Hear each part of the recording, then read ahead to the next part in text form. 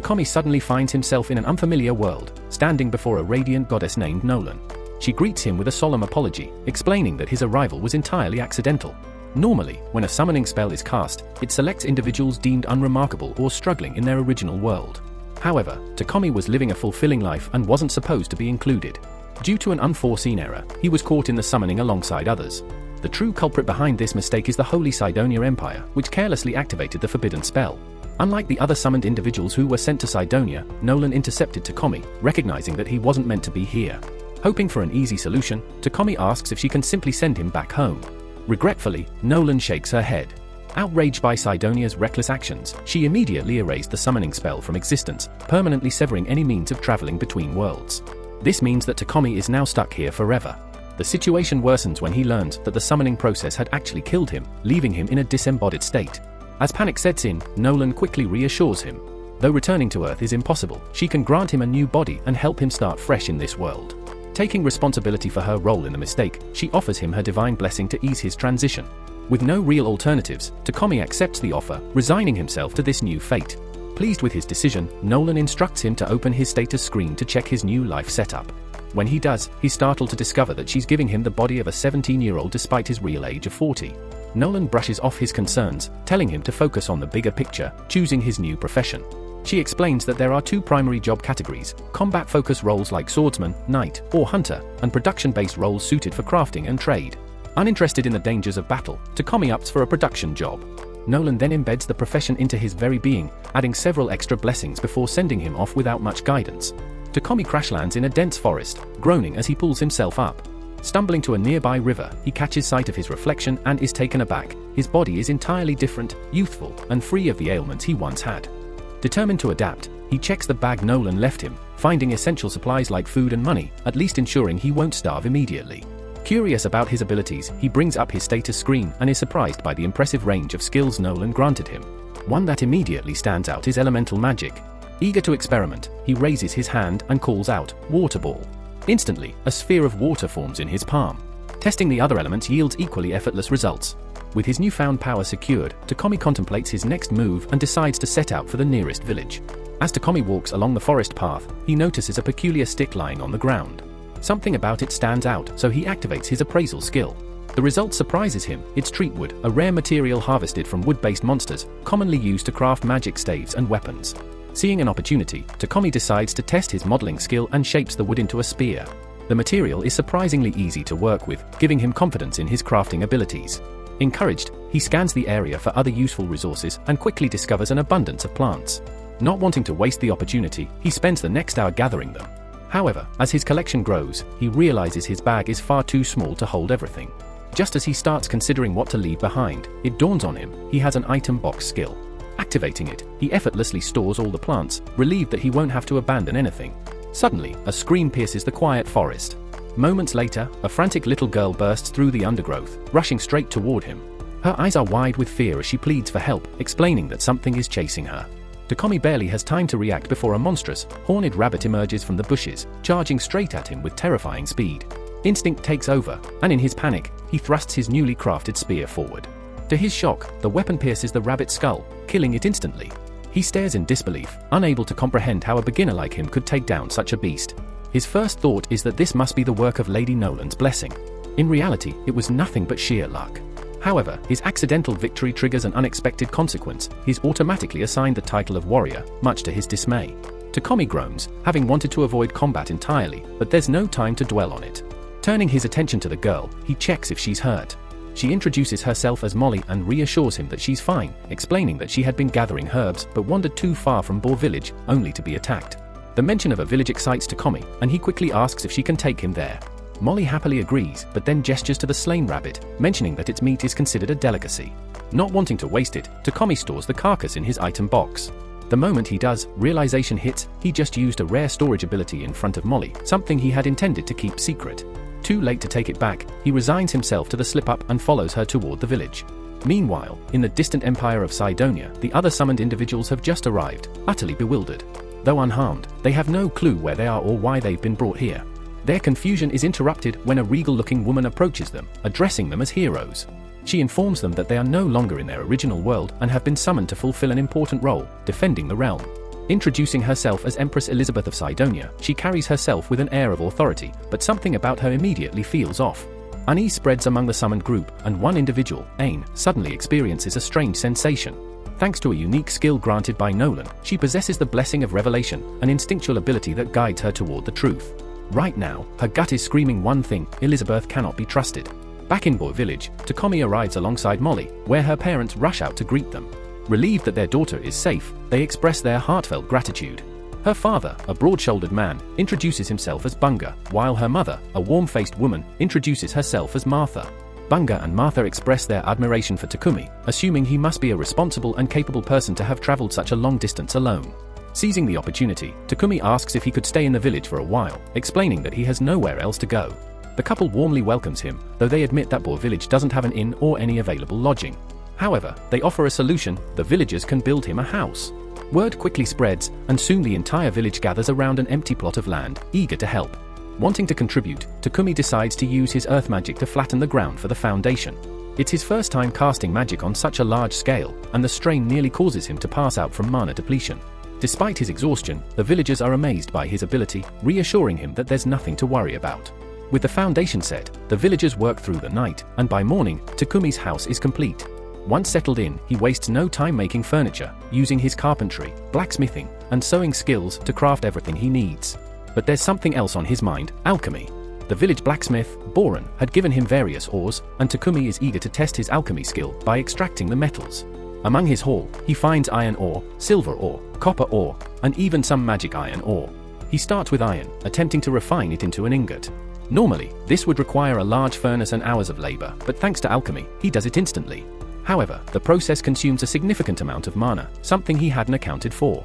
Excited by the possibilities, Takumi continues extracting metal for several hours, determined to stockpile resources for future projects.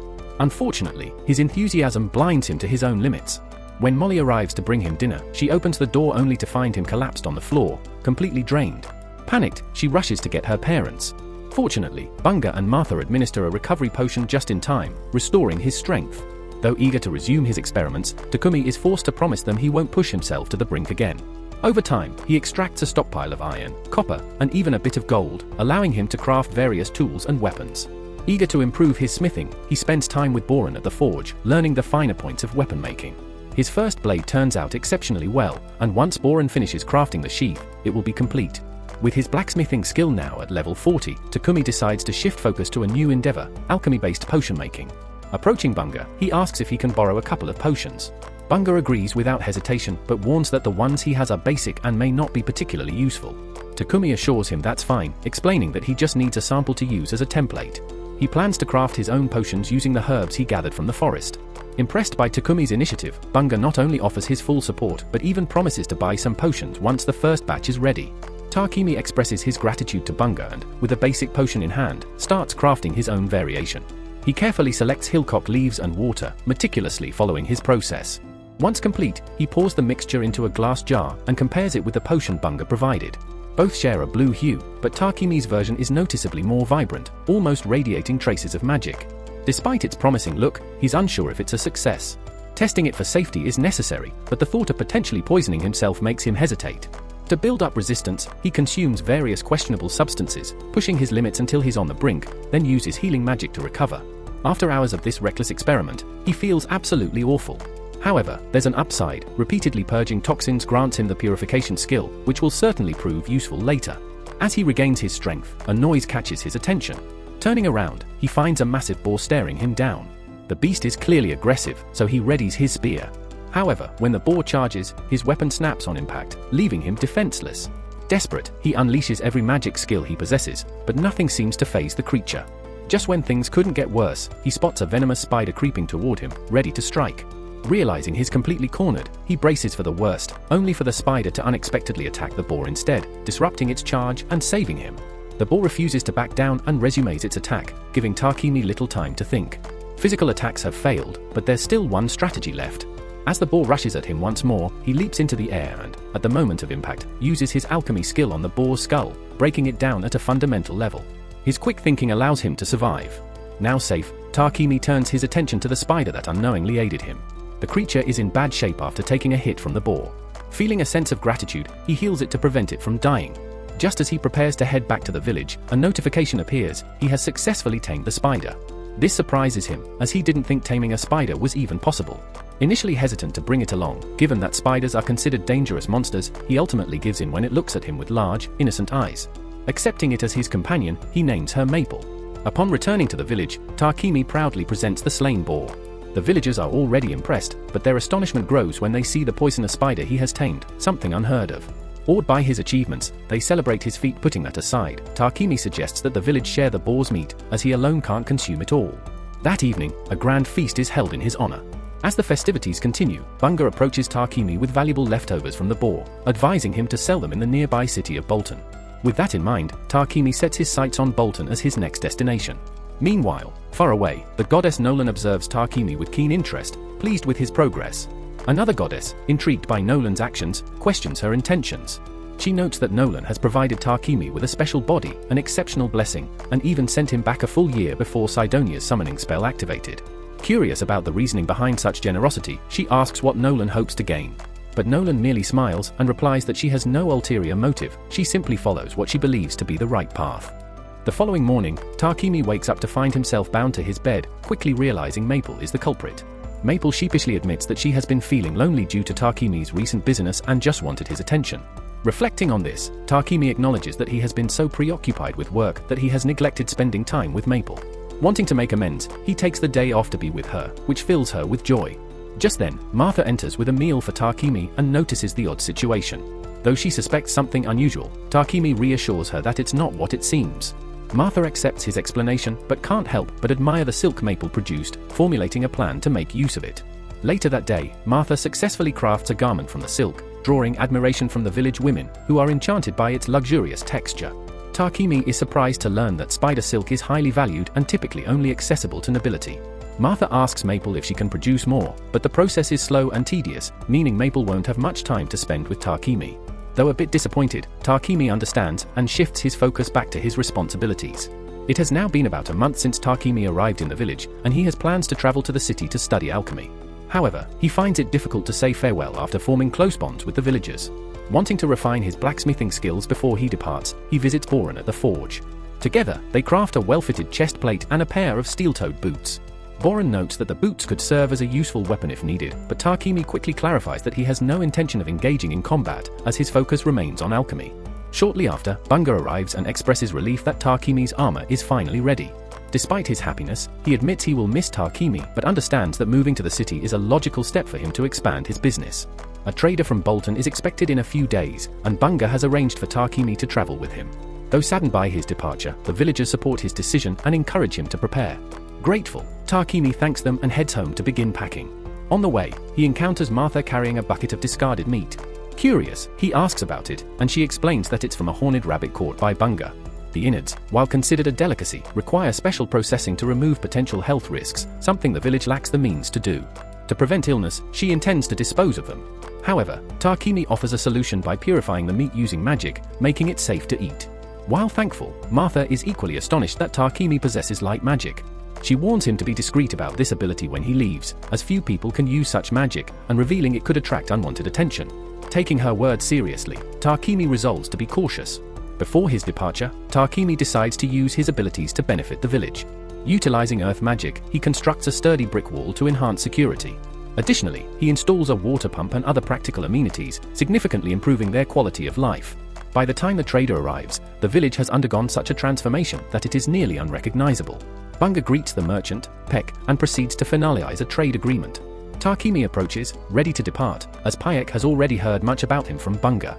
Introducing himself, Payek ensures everything is in order for the journey.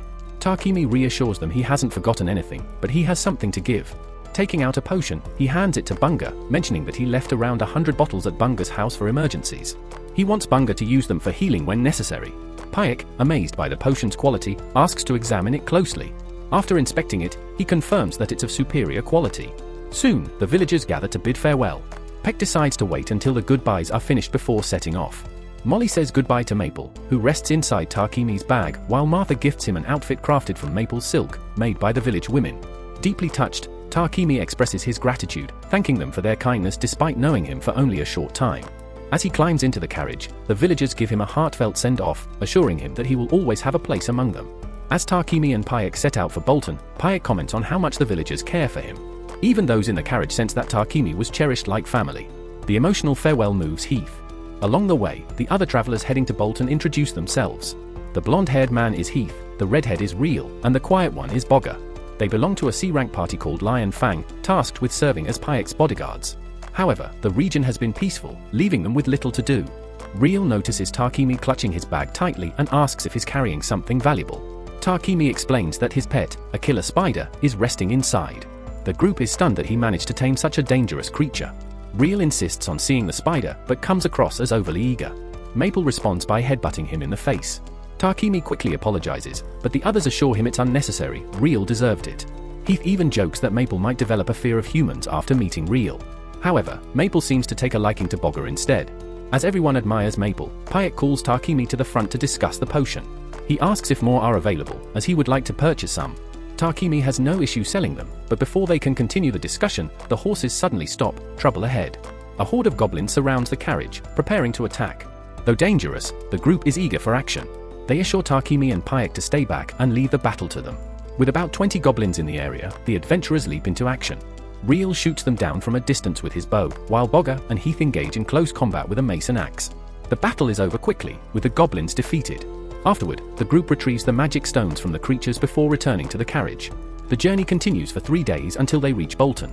Upon arrival, the Lion Fang members head to the Adventurers Guild to report their mission success. Takemi accompanies them since he needs to register to stay in the city. Ideally, he would have preferred to join the Alchemist Guild, but since none exist in the area, he has no choice but to become an adventurer.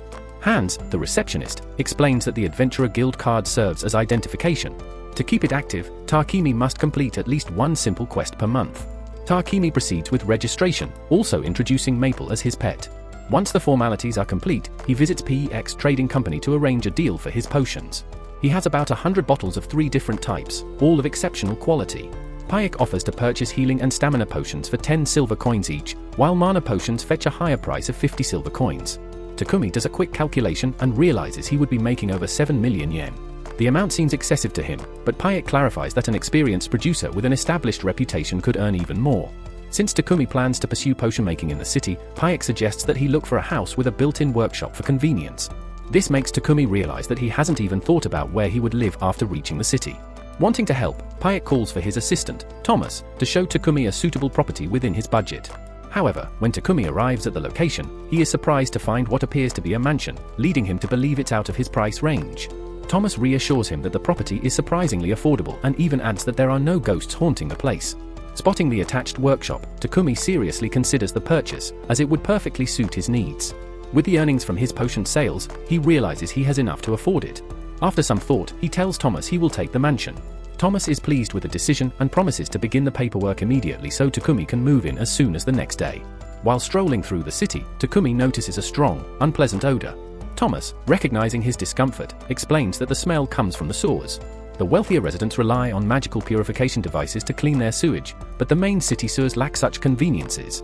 These purifiers are rare and can only be found in ancient ruins or dungeons, making them too expensive to implement on a large scale. Although priests are sometimes hired to use magic to cleanse the sewers, they remain unclean most of the time. The following day, Takumi and Maple settle into their new home. Almost immediately, Takumi decides to tackle the sewer issue. He acquires quartz and clay from Pex's company and uses his magic to shape them.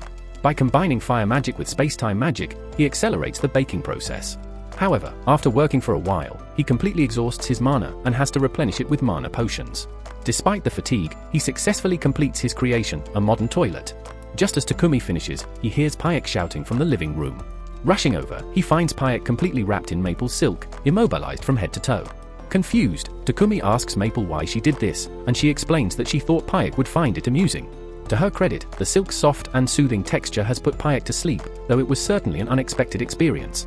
Takumi quickly apologizes for Maple's actions, but Payek reassures him that it's fine, even though the sudden restraint startled him. Excusing himself, Payek decides to use Takumi's restroom, but as soon as he steps inside, he rushes back out, stunned by what he sees. Curious, Takumi joins him and explains that it's a toilet equipped with a magical purification device that cleans itself automatically.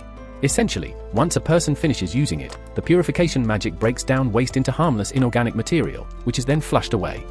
The reasoning behind the setup is solid, but it raises a concern: only someone proficient in light magic could have created it. This realization unsettles Takemi, as Martha had specifically warned him against revealing his abilities. Worried, he asks Papek to keep it a secret. Understanding Takemi's concerns, Papek agrees, though he's so impressed that he requests 100 of these toilets. Takemi hesitates, as crafting even one was exhausting. However, seeing Papek's insistence, he agrees under the condition that Papek provides the necessary materials. Delighted, Papek quickly agrees, but acknowledges that Takemi can't possibly handle all the work alone. He suggests a controversial solution: acquiring a slave contract. Takemi is taken aback, never having considered owning a slave. Papek explains that secrecy is crucial, and a slave bound by contract would be unable to reveal his abilities. He stresses that an aptitude for light magic is rare and considered divine favor, meaning the Church of Divine Light would likely try to claim Takemi for their own purposes. The church maintains its power by monopolizing purification magic, so if they found out about these toilets, they'd likely take drastic measures. However, Papek has an idea to avoid church interference. For now, Takemi's priority should be ensuring that his abilities remain hidden. He insists that obtaining a slave would be the safest route. Takemi remains firmly opposed, determined to manage the workload himself. Just then, his guild card glows. Checking it, he finds a message requiring him to complete a verification quest to maintain his adventurer status. Realizing he won't have time to finish the toilets alone, he reluctantly agrees to acquire a slave. Papek takes him to the Muan Trading Company, a group known for its fair dealings. While Papek negotiates with the owner for a reasonable price, Takemi wanders into the garden, drawn by its beauty. There, he spots a stunning elf girl sitting on a terrace. The moment she sees him, she firmly tells him to leave. Not long after, Papek introduces Takemi to Mulan, the owner of a trade company dealing in labor contracts. He informs her that Takemi is considering acquiring a worker but mentions that he seems hesitant about the concept. Curious, Mulan asks Takemi if there is a reason for his reluctance. Takemi explains that in his homeland, the practice of purchasing labors under binding contracts was abolished long ago, making it difficult for him to accept how things work in this region. Mulan acknowledges his concerns but assures him that, in this nation, laborers under contract still have certain rights and protections. She explains the system: the employer is responsible for providing essentials like food, clothing, and shelter, while the worker must fulfill assigned duties as per their contract.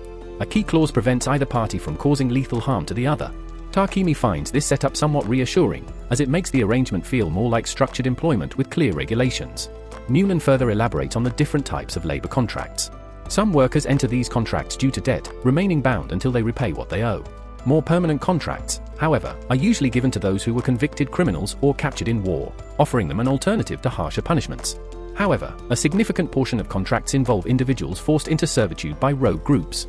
Papek suggests that a war-bound laborer would be the best fit for Takemi, as such individuals are unable to leave their employer without permission. Mulan acknowledges this possibility but asks why such an arrangement is so crucial. Papek starts explaining Takemi's exceptional skills in crafting and his need to protect trade secrets, but Mulan insists on hearing directly from Takemi. He clarifies that as a craftsman, he prefers to focus on his work without being overwhelmed by managing adventurer commissions. Additionally, maintaining his estate requires assistance, and due to his unique skills, he needs assurance that his worker won't reveal sensitive information. Lastly, because his projects involve gathering rare materials in potentially dangerous areas, he requires someone skilled in combat for safety reasons. Mulan quickly realizes that Takemi has no ill intentions, but she firmly refuses to let him assign both household maintenance and protection to a single individual. She agrees to work with him only if he's willing to hire 2 separate people for these roles.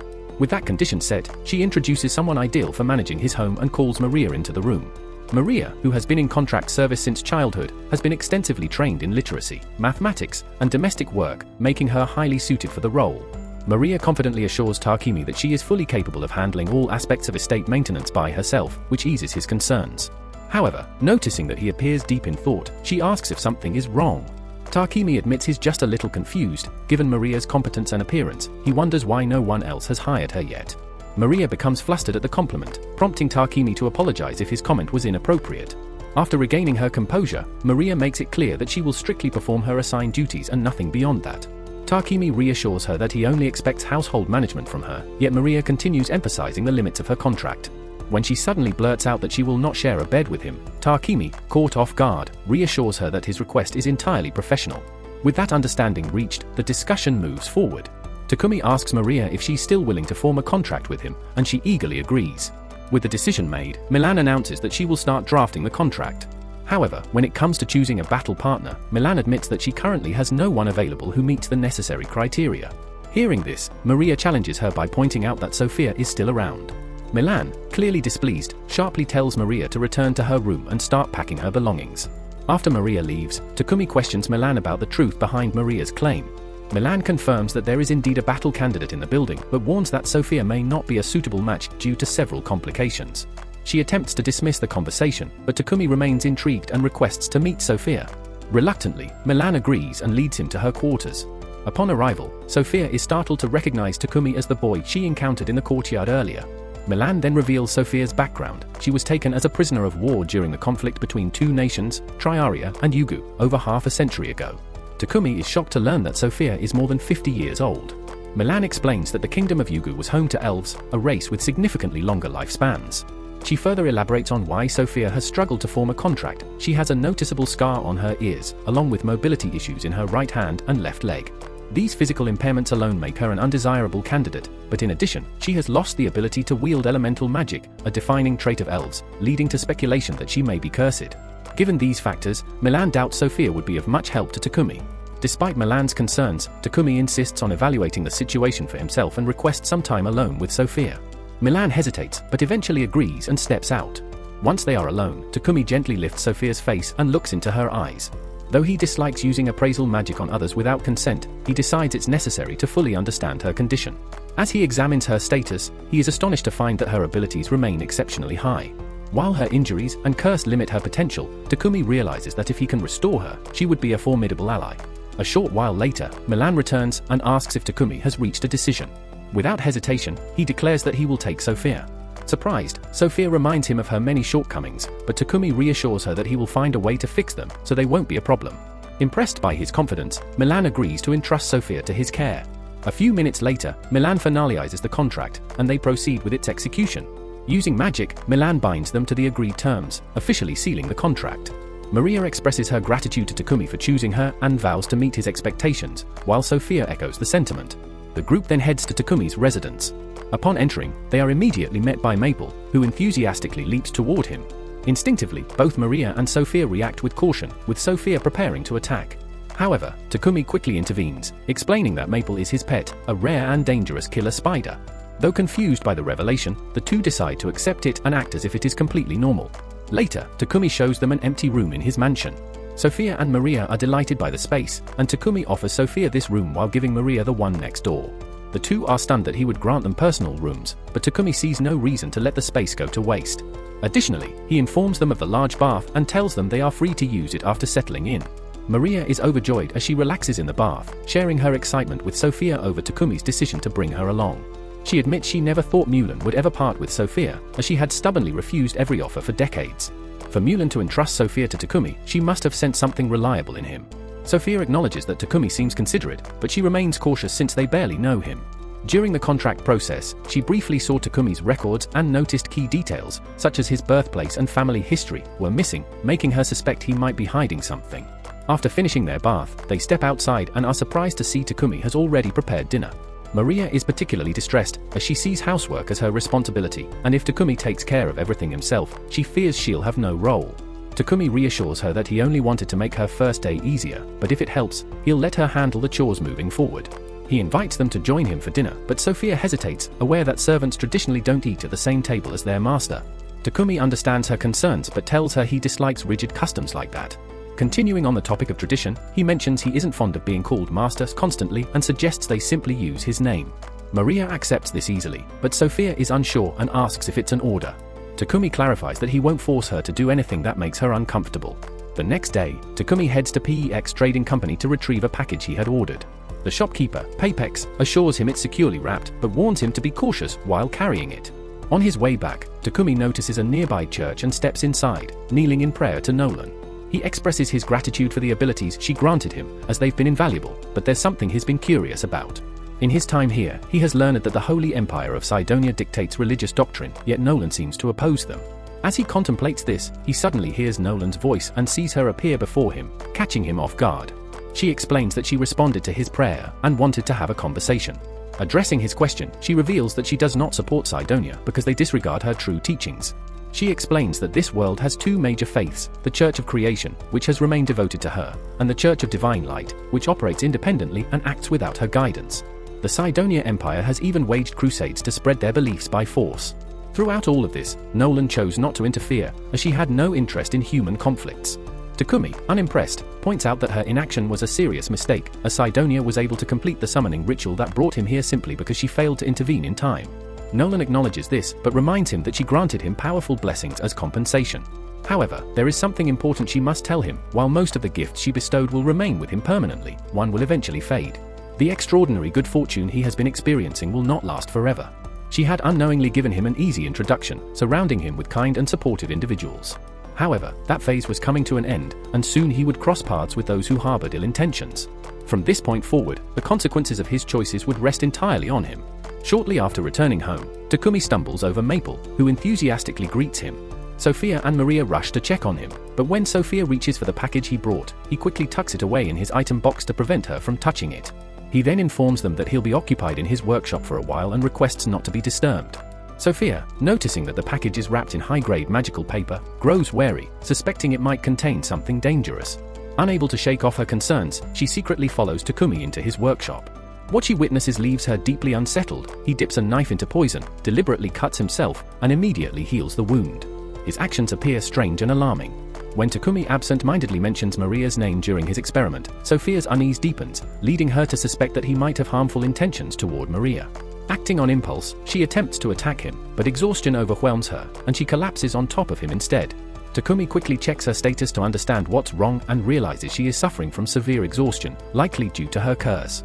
Normally, a wound like this wouldn't be difficult to heal, but the curse makes it significantly more challenging. After putting in considerable effort, Takumi finally manages to heal her hand, and in the process, his light magic skill levels up. Once finished, he carries Sophia to her room, and with his newly strengthened magic, he now has enough power to dispel her curse. Pouring all his energy into it, he eventually succeeds in fully restoring her. Though still unconscious from exhaustion, she should recover after some rest. A few hours later, Sophia regains consciousness and, upon spotting Maria, urgently warns her to run, convinced that Takumi is completely unhinged based on what she saw earlier.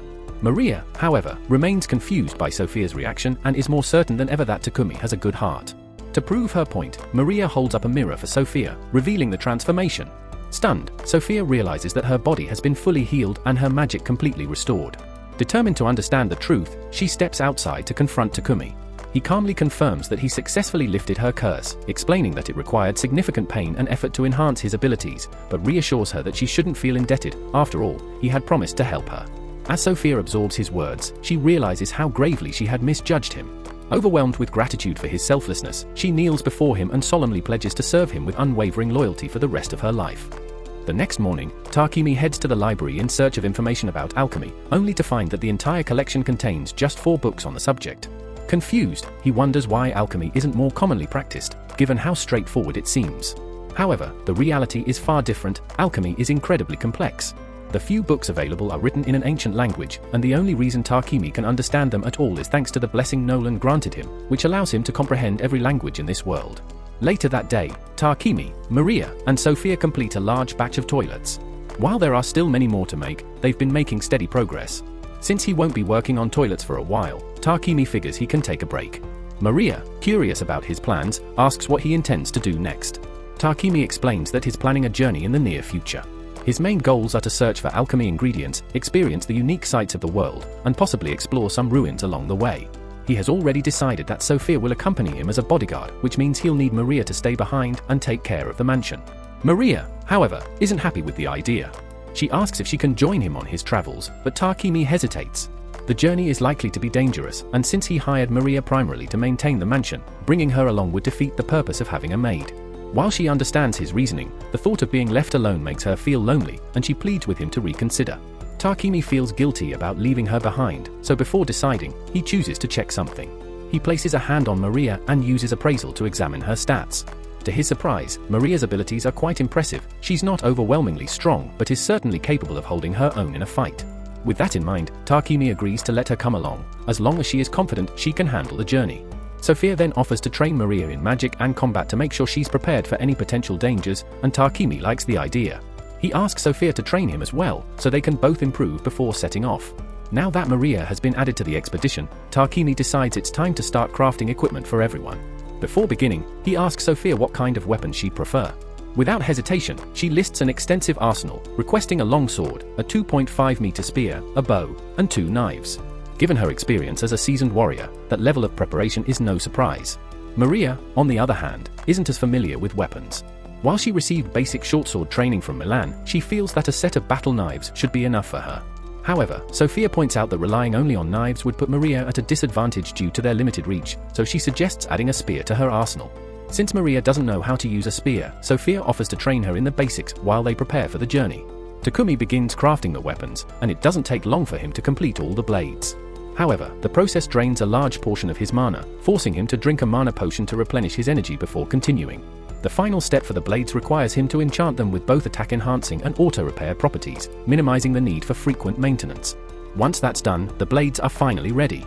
Next, he shifts focus to the handles, but since Maria specifically requested battle knives, she'll also need a proper sheath. Even though Takumi prides himself on being a gentleman, he's still a man of refined taste, so just picturing Maria's thick thighs adorned with knife holsters nearly makes him lose his composure. Moving forward, he must now craft armor for the girls. Instead of directly asking for their measurements, he comes up with a more efficient method. Reaching into his item box, he pulls out 2 life-sized replicas of Maria and Sophia, which he had previously created using his advanced appraisal skill. The reason behind making them in the first place is a topic best left unexplored. As for the armor itself, Takumi plans to use maple silk combined with the carapace and hide obtained from the armored boar. Since this is his first time designing armor for others, he decides to let his creativity run wild, experimenting with various outfit styles on the replicas. After several days and multiple revisions, Takumi finally presents the completed armor to Maria and Sophia. The results exceed expectations, it fits them flawlessly. They're both surprised by the precision of the fit, especially considering Takumi never took their actual measurements. Just as Maple is about to expose the secret behind the dolls, Takumi swiftly covers her mouth to keep her quiet. To avoid further suspicion, he quickly redirects the conversation, asking the girls for their thoughts on the weapons he crafted. Sophia draws the sword he made for her, immediately commenting on how perfect it feels in her grip. Maria also tests her battle knives and expresses her gratitude for the effort he put into making them. On top of that, Takumi reveals one final gift, rings designed to enhance their magic. While Sophia and Maria are grateful, they feel guilty for making him work so hard, knowing that enchanting rings of this caliber must have drained a significant amount of his mana. Takumi admits the process was exhausting, but it helped him improve his ice and lightning magic, making the effort worthwhile. With all the equipment completed and tested, the trio heads to the guild so Takumi can officially register Maria and Sophia as adventurers. Since this is their first time at the guild, they are assigned the beginner rank of H. While they're there, the receptionist reminds Takumi that he must complete at least one quest to maintain his adventurer status. Looking over the mission board, he aims for an H or G rank quest to keep things straightforward, but Sophia suggests going for a higher difficulty mission to raise his rank more efficiently. Just then, a group of troublemakers overhears that Takumi is an H rank. Seeing an opportunity to push him around, they approach him with arrogant smirks. These self-proclaimed D-rank adventurers assume he's weak and try to intimidate him into backing off, eager to have some fun with Maria and Sophia. Confident in their supposed superiority, they don't hesitate to declare that he doesn't stand a chance against them and won't hesitate to beat him down for entertainment. Maria is ready to step in and put an end to the nonsense, but Takumi stops her, insisting that he will handle it himself. Despite his fear, he refuses to back down. These adventurers didn't just insult him, they insulted his friends.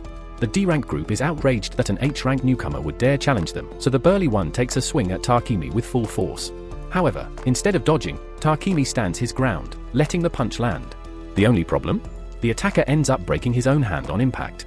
Just then, the guild master, Barak, arrives, demanding to know what's going on. Fighting is strictly forbidden in the guild, and at first glance, he assumes Takumi is responsible. After all, he's unharmed, while the other guy is injured. However, Maria quickly steps up to defend him, insisting that he did nothing wrong. The receptionist backs her up, explaining that Takumi simply stood there and took the hit.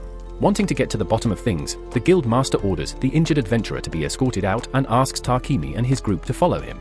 Though he believes Takumi was merely defending himself, he's curious as to how he managed to take the punch without injury. Takumi hesitates to reveal personal details about his abilities, but Barak assures him that all information will remain confidential.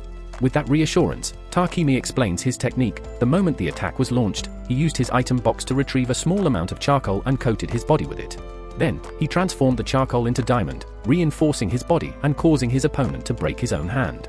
Impressed, the guild master immediately suggests promoting Takumi to D rank, as his abilities clearly qualify him for it. However, Takumi declines an instant promotion, feeling it would be unfair.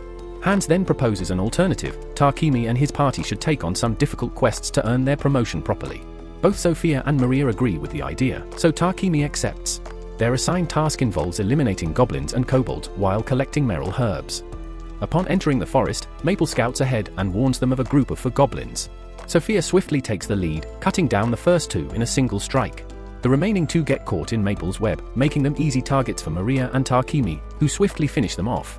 While satisfied with their teamwork, Tarkimi begins to notice something strange. There are far more monsters here than expected. After dealing with nearly 100 goblins and kobolds, Sophia suspects they may have stumbled upon a monster encampment. If so, a goblin general is likely nearby. As a C-rank monster, it would normally take 5 D-rank parties to bring one down. However, with Sophia's spirit magic, Maria's earth magic, and Tarkimi's elemental skills, Sophia believes they can handle it. Tarkimi is hesitant about facing such a threat, but seeing his allies' confidence convinces him to go along with it. Plus, they still have Maple on their side, at least, that was the plan. Suddenly, Maple informs Tarkimi that she is about to evolve and must withdraw from battle. Understanding the situation, Tarkimi opens a pocket dimension for her to rest in before preparing for what lies ahead. Sophia and Maria exchange curious glances, puzzled by how Tarkimi can manipulate space so effortlessly. When they question him, he casually brushes it off, calling it just another one of his many abilities. Instead, he shifts the focus to the real issue, Mabel's absence. Without her, their planned support is significantly reduced. Despite this setback, Sophia remains unwavering in her confidence, convinced they can still pull off their mission. As they near their target, they scope out the goblin camp. Sophia's scouting reveals a force of about 400 goblins. Tarkimi, eyeing the numbers, wonders if they really need to engage them all in combat. Under normal circumstances, they would, but Sophia notes the absence of civilians, meaning they can unleash their full magical firepower. Without hesitation, the trio readies their most powerful spells and launches a devastating assault on the camp. When the dust settles, nearly all the goblins lie defeated, leaving only the goblin general and a handful of knights. Sophia engages the knights, while Tarkimi deals with the general, setting it ablaze and swiftly eliminating it. Once they confirm no enemies remain, they gather the magic stones and return to the guild, completely drained from their efforts. Hans is left stunned that they not only wiped out an entire goblin force, but also felled a goblin general, all within half a day. He then informs them that the guild master wants to speak with them, leading them to a meeting room. The guild master, Barak, is torn between awe and frustration, reprimanding Tarkimi for recklessly taking on such a dangerous mission. However, before his lecture can continue, Tarkimi's pocket dimension opens, and out emerges Maple, now transformed into an arachna. The unexpected evolution leaves everyone too fascinated to dwell on scolding Tarkimi, ultimately letting the matter slide. Back home, Maria asks Tarkimi if he has any spare cloth to make undergarments for herself and Sophia. Instead of just providing fabric, Tarkimi proposes a superior design and offers to craft it himself. As he works, Maple appears from his pocket dimension, informing him that an important guest has arrived. Curious, he goes to meet the visitor and learns that Marcus Godwin, the Lord of Bolton, has summoned him. Though Tarkimi would rather avoid the meeting, the situation gives him little choice. Upon arriving at Godwin's castle, he is relieved to find the Lord is a reasonable man. Godwin immediately expresses appreciation for Tarkimi's efforts, particularly his introduction of advanced sanitation systems, which have vastly improved living conditions. He also acknowledges the strategic importance of eliminating the goblin threat before it could escalate. Seeing Tarkimi's growing influence, Godwin advises him to remain cautious, warning that powerful forces will soon take an interest in him. A few days later, Tarkimi finally completes the custom undergarments for Sophia and Maria, though the process proves to be far more exhausting than he anticipated. The two girls are delighted with the final result, admiring both the craftsmanship and the design. In a moment of absent-mindedness, Tarkimi asks if they would like to try them on now so he can check the fit. Realizing how inappropriate his words sound, he quickly flees in embarrassment. Sophia and Maria, however, seem more amused than offended. If anything, they are slightly disappointed that he ran away instead of staying. A few days later, Tarkimi decided to focus on something practical and turned his attention to refrigeration. Once the project was finished, he introduced the newly built appliances to the girls, explaining how they could keep food cold and prevent spoilage. They were amazed, feeling the cool air emanating from the device. To construct the refrigerators, Tachi combined iron, chromium, and nickel to form stainless steel, then incorporated a magical component imbued with cooling properties. Maria was especially grateful, as she could now prepare meals with fresh ingredients whenever she pleased. Tarkimi intended to give one fridge to Maria while the remaining two would be sent to Papek to be sold. With that task completed, he was ready to move on. Sophia, curious as always, asked if he planned to invent something new. However, Tarkimi had something else in mind, enhancing their existing equipment. Ever since the battle with the goblins, he had wanted to make some upgrades, especially with their upcoming journey in mind. Determined, he set out to forge a set of gear using myethil and adamantite. Tarkimi headed to the guild, hoping to find a skilled blacksmith capable of working with these rare metals. Hans informed him that very few craftsmen had the expertise to handle them, and if he had to guess, the only ones qualified were the dwarfs of Narmstall. However, reaching them was out of the question due to the long distance.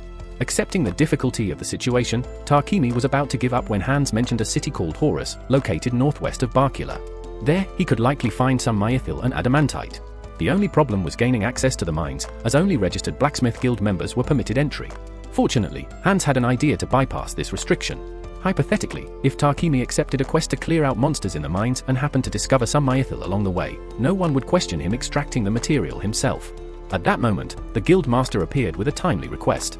He explained that the guild stock of train wood was running low, and with winter approaching, they needed someone to gather more. Since train wood was often found near the mines, and Takemi was already planning to head there, the guild master figured he could handle both tasks at once. Additionally, there was another favor to ask, an escort mission. Takemi wasn't particularly eager to take on extra work, so he questioned why Lion Fang, a well-known group, couldn't handle it. The guild master explained that Lion Fang was currently occupied with another mission, leaving Takemi as the only available choice. In the end, he agreed to the escort, though he wasn't too familiar with the journey to Horus. To prepare, he asked Hans how long it would take to get there. Hans estimated that traveling by horse-drawn carriage would take 7 days, but if Takemi utilized a monster horse, the journey could be shortened considerably. He figured he could shorten the travel time to just 4 days since these creatures were twice as fast as regular horses. Thinking it was a brilliant idea, Takemi asked if he could borrow one, but before anything could be settled, Riel arrived just in time to inform them that all the monster horses were already being used by Lion Fang. Hans was surprised to see Riel return so soon, but Riel explained that his group hadn't completed their mission yet. He had only taken down a black buffalo along the way and returned briefly to drop it off before it spoiled. Since he planned to rejoin Lion Fang in the morning, he decided to stay in town for the night. Seeing this, Takemi offered him a place to rest at his home, along with the chance to take a bath. The idea of a bath sounded great to Riel, so he gladly accepted the offer. Takemi was happy to have him over, but he had other matters to attend to first. He told Riel he could wait at his house, but Riel decided he would rather accompany Takemi instead. With that, the two headed toward Peck's company. While there, Takemi managed to persuade Pypeek to lend him a couple of monster horses for his mission. In exchange, Pypeek requested that Takemi sell him some of the rare ores he had gathered from the Horus mine. He also mentioned the refrigerator Takemi had previously brought him, saying he was quite impressed by it and wanted Takemi to craft more after his mining trip. Meanwhile, back at Takemi's mansion, Sophia was growing increasingly anxious about his whereabouts since he hadn't returned yet. Later that evening, as Takemi and Riel made their way home, Takemi apologized for dragging Riel along on such an errand, knowing he must be exhausted from his journey. However, Riel didn't mind since he had been the one who insisted on accompanying him. At that moment, Riel felt a hostile gaze locked onto them. It was immediately clear that he stood no chance against this individual with his current equipment. Without hesitation, he grabbed Takemi's hand and took off running. However, their pursuer quickly closed the distance, landing a powerful kick across Riel's face. The attacker revealed herself to be Sophia, who was utterly convinced that Riel had attempted to kidnap Takemi. Without hesitation, she was ready to cut him down. Just before she could strike, Takemi quickly stepped in front of Riel and explained that she had completely misunderstood the situation. Once everything was cleared up, Sophia knelt down and sincerely apologized to Riel for nearly attacking him over a misunderstanding. Fortunately, Riel was unharmed and chose to forgive her, though he now had quite a few questions for Takemi. That list of questions only grew longer when they finally reached Takemi's house, where Riel was met with the sight of even more cute girls. He turned to Takemi, utterly confused, and asked what was going on. Takemi explained that he needed a maid to handle household chores and someone to guard him, which led to hiring Sophia and Maria. Then, there was Maple, who had evolved at some point. Riel was excited to see Maple again in her new form, though Maple clearly still didn't like him. Dropping to his knees in despair, Riel realized that both Bogger and Heath were already married, and even Takemi had 2 girlfriends, while he was still single. However, Takumi quickly clarified that he wasn't actually involved with either Sophia or Maria. Seizing the moment, Riel decided to take a chance and asked Sophia if she had ever thought about dating him. She immediately turned him down, and Maria did the same. Just like that, Riel found himself rejected once again. A little later, as Riel sulked in the bath, Takumi spoke with Maria and Sophia about a mission he had accepted, one that involved mining for rare materials like mithril and adamantite. Sophia thought it was a great idea, noting that Trentwood was also a valuable resource. With everyone in agreement, Takumi confirmed they would depart in 3 days. The next morning, Riel left to reunite with the rest of Lion Fang. Once he was gone, Takumi turned his focus to preparing new gear for the upcoming hunt. He had acquired a tungsten carbide sword that drained magic, an incredibly powerful weapon. However, it was far too large to wield effectively. Determined to modify it, Takumi attempted to use his alchemy skill, but the sword resisted, requiring significantly more effort than usual. After persistent effort, he finally succeeded in breaking it down and reforging it into 2 separate blades. These weapons could siphon mana from any opponent they struck, leaving Takumi satisfied, though exhausted from the process. 3 days later, Takumi and his party met with Pipik to collect the carriage they had been promised. Inside, they found a man the guild master had assigned them to escort. Curious, Takumi approached him, and the man introduced himself as Gambo. With that, the group set off on their journey. During their travels, they stopped in a field so Takumi and the others could hunt. As they ventured into the forest, Sophia spotted a creature camouflaged among the trees and quickly alerted Takumi. Without hesitation, he charged forward to attack. The creature attempted to fight back, but with Sophia and Maria providing cover, Takumi swiftly took it down. However, that was just one opponent, an entire forest of them remained. Realizing it would take too long to eliminate each one individually, Sophia suggested they use magic, and the tactic proved highly effective. However, they were soon confronted by a much larger foe, an elder creature that regenerated no matter how much magic was used against it. The only way to defeat it was to sever its core with a single strike. Following Sophia's advice, Takumi coated his blade in fire while she and Maria provided support. With their combined efforts, they successfully brought down the leader. Their hunting mission was complete, and they were free to continue their journey to Horus. Upon reaching Horus, the group headed straight for the Adventurers Guild. Once inside, Gambo pointed out a quest involving the extermination of iron mole creatures that had infested the local mines. These burrowing beasts devoured valuable minerals, posing a major problem for miners. Taking on this task would grant them access to the mines. Not long after entering, their luck shone through as they quickly discovered deposits of rare metals, mithril and adamantite. However, their excavation attracted the attention of the iron moles lurking underground. Just as one of the creatures prepared to surface, Tarkim swiftly devised a strategy. The moment the beast emerged, he unleashed a blast of radiant magic, blinding it instantly. Stunned and vulnerable, the creature was swiftly taken down. Though effective, his method left Sophia and Maria feeling slightly disappointed they hadn't gotten a chance to battle. With their mission accomplished and the mining venture proving fruitful, the group returned to Bolton after a few days. Tarkim wasted no time visiting Gambo's shop, eager to learn how to refine the metals. Under Gambo's guidance, he painstakingly extracted the raw materials, eventually crafting his first pieces of mithril and adamantite. With these, he set to work on forging enchanted equipment. Once the gear was complete, Tarkim handed it over to Sophia and Maria for testing. The girls marveled at how incredibly lightweight yet sturdy their new armor felt, only to be further surprised by its imbued magical properties. Tarkim had tailored each set to enhance their elemental abilities. As for his own gear, he had infused his armor with an effect called Thunderclap, vastly boosting his agility. Unfortunately, his first attempt at showcasing it ended with him crashing into a wall. Next, Tarkim unveiled the weapons he had forged, each carrying specialized enchantments. Sophia and Maria were thrilled with their new spears, but Sophia had an additional request: she wanted a shield. Her reasoning was simple: she wished to protect Tarkim even at the cost of her own life. While Tarkim acknowledged her dedication, he reminded her that her own safety was just as important. Observing everything from the sidelines, Nolan silently noted Tarkim's progress, knowing he would need every ounce of strength for the challenges ahead. Meanwhile, in another part of the world, 1 year in the future, the heroes summoned by the Kingdom of Salamandor, Akira and Yamato, stood prepared. Their training complete, they were ready to undertake a mission assigned by their king. Back in Bolton, Tarkim finally finished crafting Sophia's requested shield.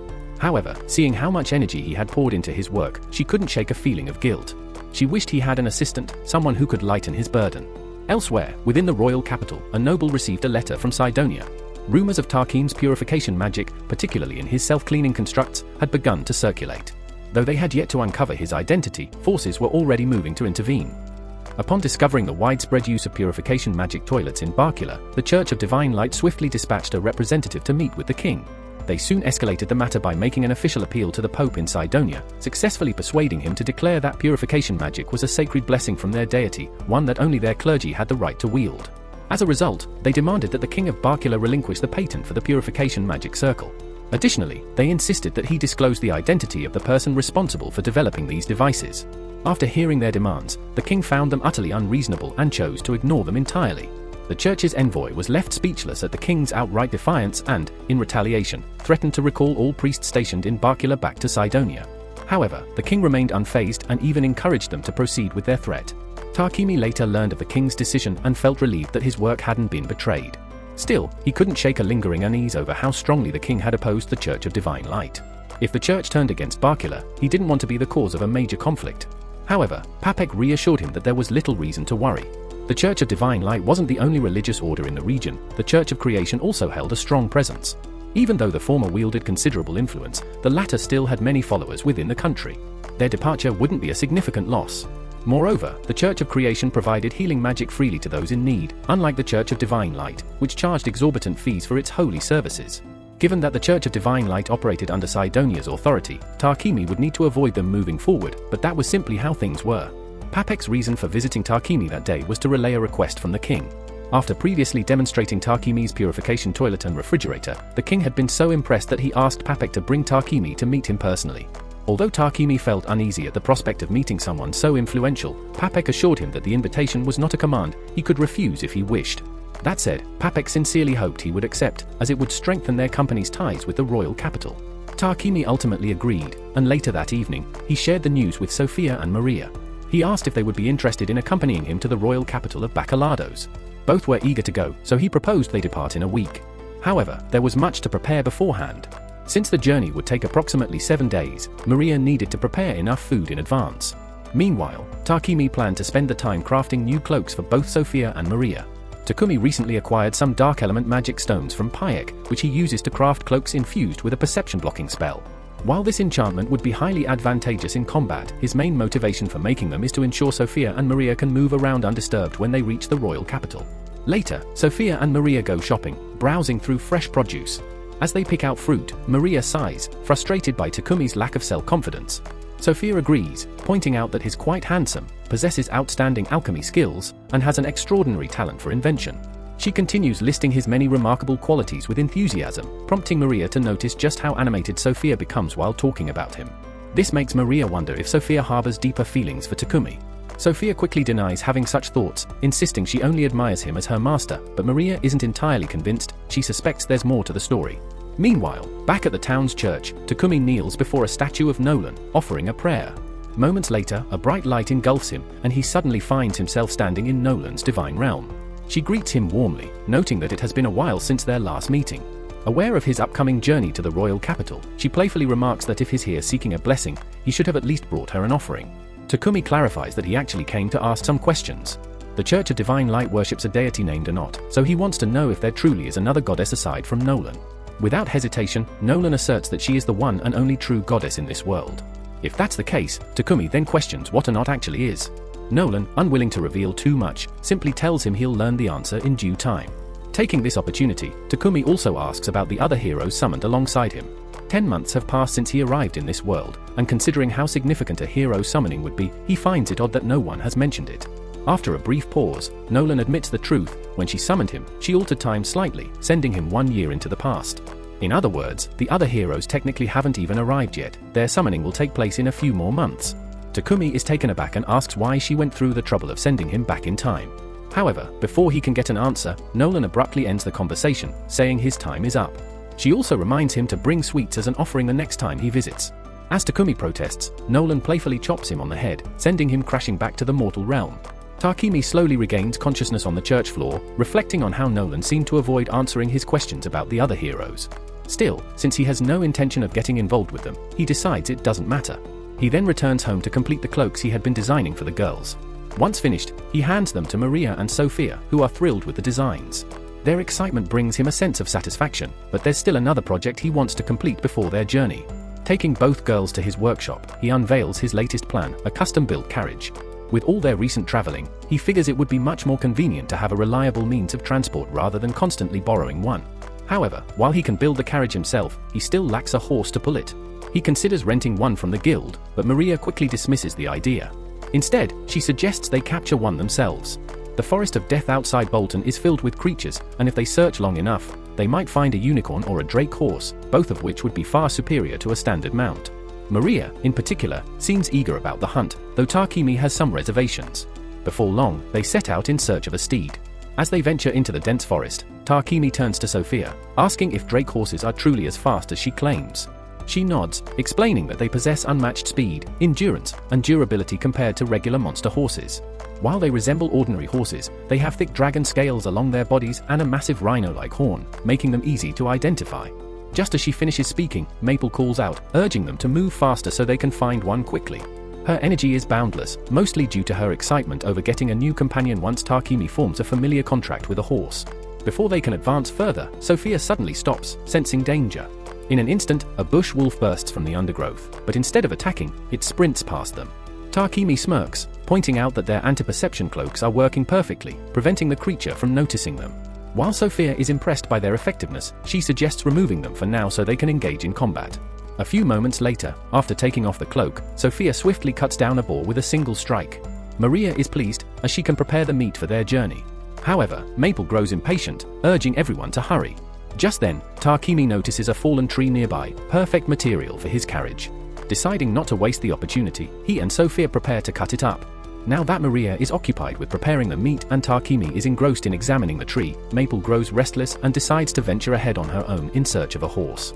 As she navigates through the dense forest, she notices an unusual number of fallen creatures scattered around, making her wonder what could have caused such devastation. Pressing forward, she eventually comes across a drake horse lying injured on the ground, its condition appearing quite severe. Maple carefully approaches the drake, speaking softly to see if it can respond. However, before she can get too close, the creature instinctively fires a bolt of lightning at her, forcing her to step back. Realizing that it is acting out of fear rather than aggression, she empathizes with its distress, recalling how lost and vulnerable she once felt before Takemi found her. Hoping to reassure the wounded beast, she gently tells it that her master is kind and will heal its injuries once he arrives. All they need to do is hold on a little longer. Unfortunately, their peace is short-lived as two massive termite-like monsters emerge from the shadows, looking ready to attack. Maple quickly deduces that these creatures must have been responsible for the drake's injuries. Acting swiftly, she ensnares them in her webs and flings them toward the drake, allowing it to discharge its electricity to finish them off. However, more of the monstrous insects begin to swarm, making it clear that they are in serious trouble. Thinking fast, Maple constructs a defensive barrier out of her silk, granting them a temporary reprieve. However, she knows the termites will eventually tear through. Desperate, she tries to contact Takemi, hoping to establish a connection with him, but her calls go unanswered. Anxiety grips her as she wonders if he has become too preoccupied with his newfound word to notice her distress. As the termites finally break through her defenses, despair washes over her, and she braces herself for the worst. But just as she closes her eyes, expecting the end, she suddenly finds Takemi standing before her. Overcome with relief, she throws herself into his arms, grateful beyond words that he came for her. She had been so scared when he didn't respond to her call. Takemi quickly explains that the reason her message never reached him was due to her own silk barrier. Though it was expertly crafted to repel attacks, its dense layers had also blocked all mana signals, preventing any form of communication. However, the moment he noticed her signal had vanished, he rushed to her last known location without hesitation. Noticing the wounded drake behind Maple, Takemi immediately attempts to heal it upon her request. However, the creature instinctively repels him, unwilling to trust an unfamiliar presence. Sophia warns that they need to leave soon, as more of the termites could be lurking nearby. However, abandoning the drake in its current state would mean certain death. Determined to save it, Takemi makes the bold decision to store the drake in his pocket dimension along with Maple until they return home. Sophia, however, cautions him that placing such a powerful creature inside without first forming a contract could put severe strain on his body. Confident in his abilities, Takemi dismisses her concerns, only to immediately regret it. The moment he seals the drake within his dimension, he realizes his mistake. Takumi collapsed almost instantly. Even after the girls brought him back home, he remained unconscious for the next 12 hours. The fact that the drake was still inside his pocket dimension meant his mana kept draining, pushing him closer to complete exhaustion. Since he was unconscious, he couldn't release the barrier to free the drake, which only worsened his condition. Concerned for his well-being, Sophia contacted Maple, requesting her help in opening the pocket dimension from within. Maple agreed, but pointed out that suddenly appearing in an unfamiliar place might startle the drake. To keep it calm, she set up a tent in the front yard, allowing it to gradually adjust to its surroundings. Once the drake was freed, Takumi's recovery process could begin. Meanwhile, Maria went out to purchase medical supplies while asking Sophia to stay by Takumi's side so he wouldn't be alone when he woke up. Later that day, he finally regained consciousness and stepped outside to check on the drake. While he was recovering, Maple had been keeping the creature company, telling it all about him. When Takumi introduced himself, he asked if it would be willing to form a contract with him. The drake, trusting Maple's judgment, agreed without hesitation. Now that it was officially bound to him, Takumi could use magic on it without worrying about any negative effects. Without delay, he cast High Heal, instantly mending all of the drake's wounds. Strength returned to its body, and it stood up, fully restored. Since it was now one of his familiars, Takumi decided to give it a name. Wanting to stick to a nature theme, just like he did when naming Maple, he chose the name Shamalaya, after the evergreen tree. Maple was delighted to see Shamalaya fully healed. With everything settled, Maria called everyone inside for dinner. She had prepared a feast, and after an entire day without food, Takumi definitely needed a good meal. At a slave market run by Palam, a beast girl named Rava sits across from a potential buyer. The client is intrigued by her magical abilities but questions whether she has any practical spells at her disposal.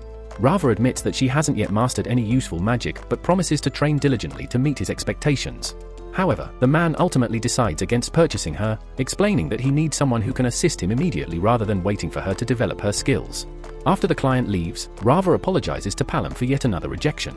He reassures her, saying that the right buyer will come along eventually.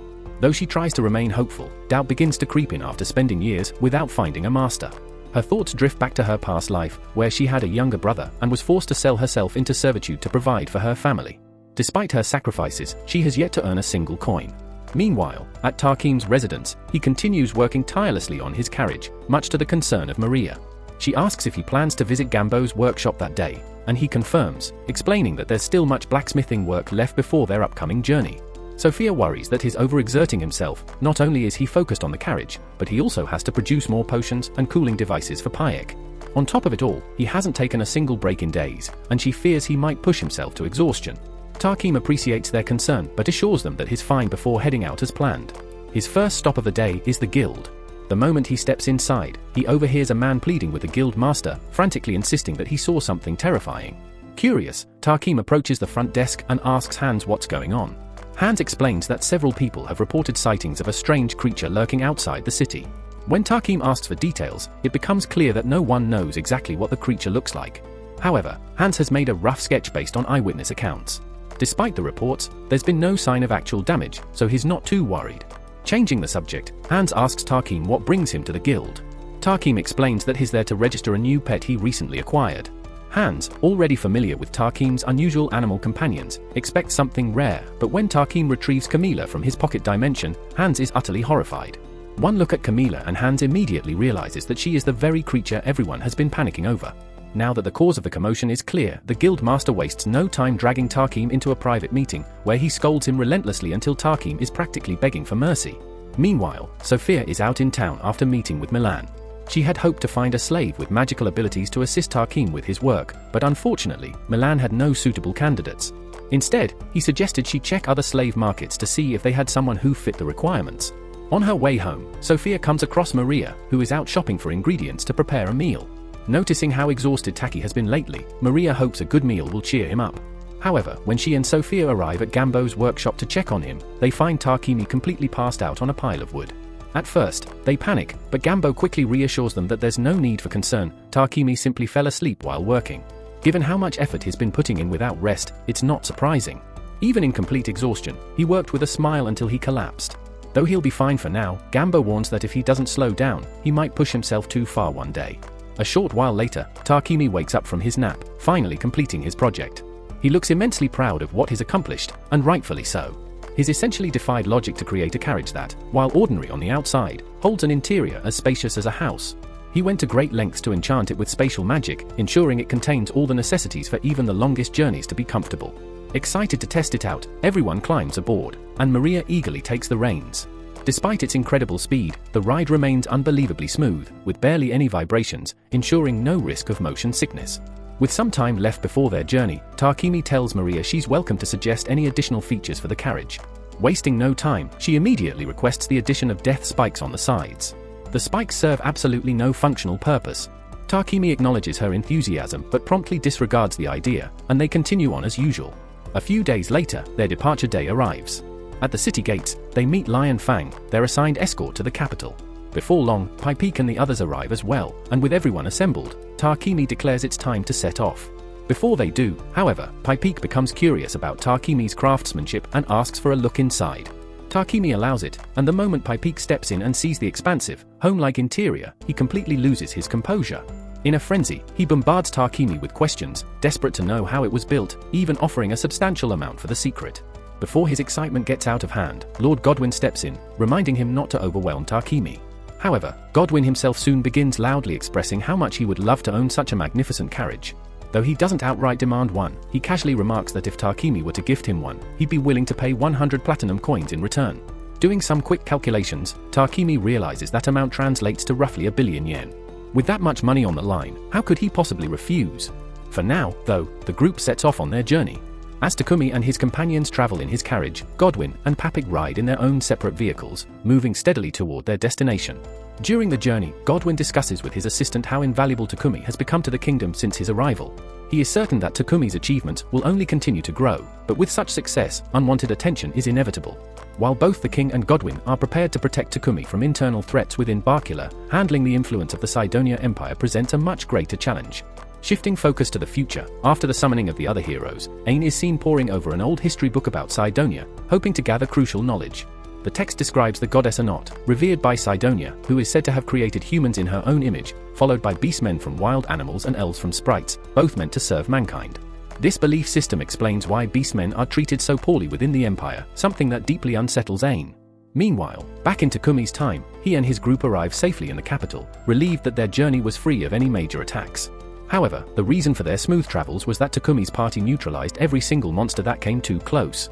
In fact, Lion Fang, who was supposed to be guarding them, didn't even have to lift a finger. As they settle in, Papik approaches Takumi with a proposal. Once they reach the inn, he explains that he wants to present the king with a carriage modeled after Takumi's own design. Lord Godwin has already approved the idea, believing it would be the perfect way to showcase Takumi's craftsmanship. However, with only 5 days until their audience with the king, Papik doubts whether Takumi can complete such a task in time. He suggests postponing it until the next opportunity. To his surprise, Takumi is confident that he can finish the project within the 5-day time frame. If he were to return home first, he'd have to transport the carriage back to the capital later, which would be too much trouble. It makes far more sense to build it now while he's already in the city.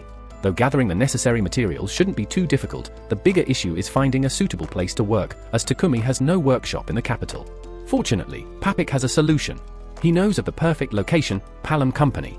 Later, Takumi discusses this plan with Maria and Sophia, explaining Papik's offer for him to work at the company's facilities.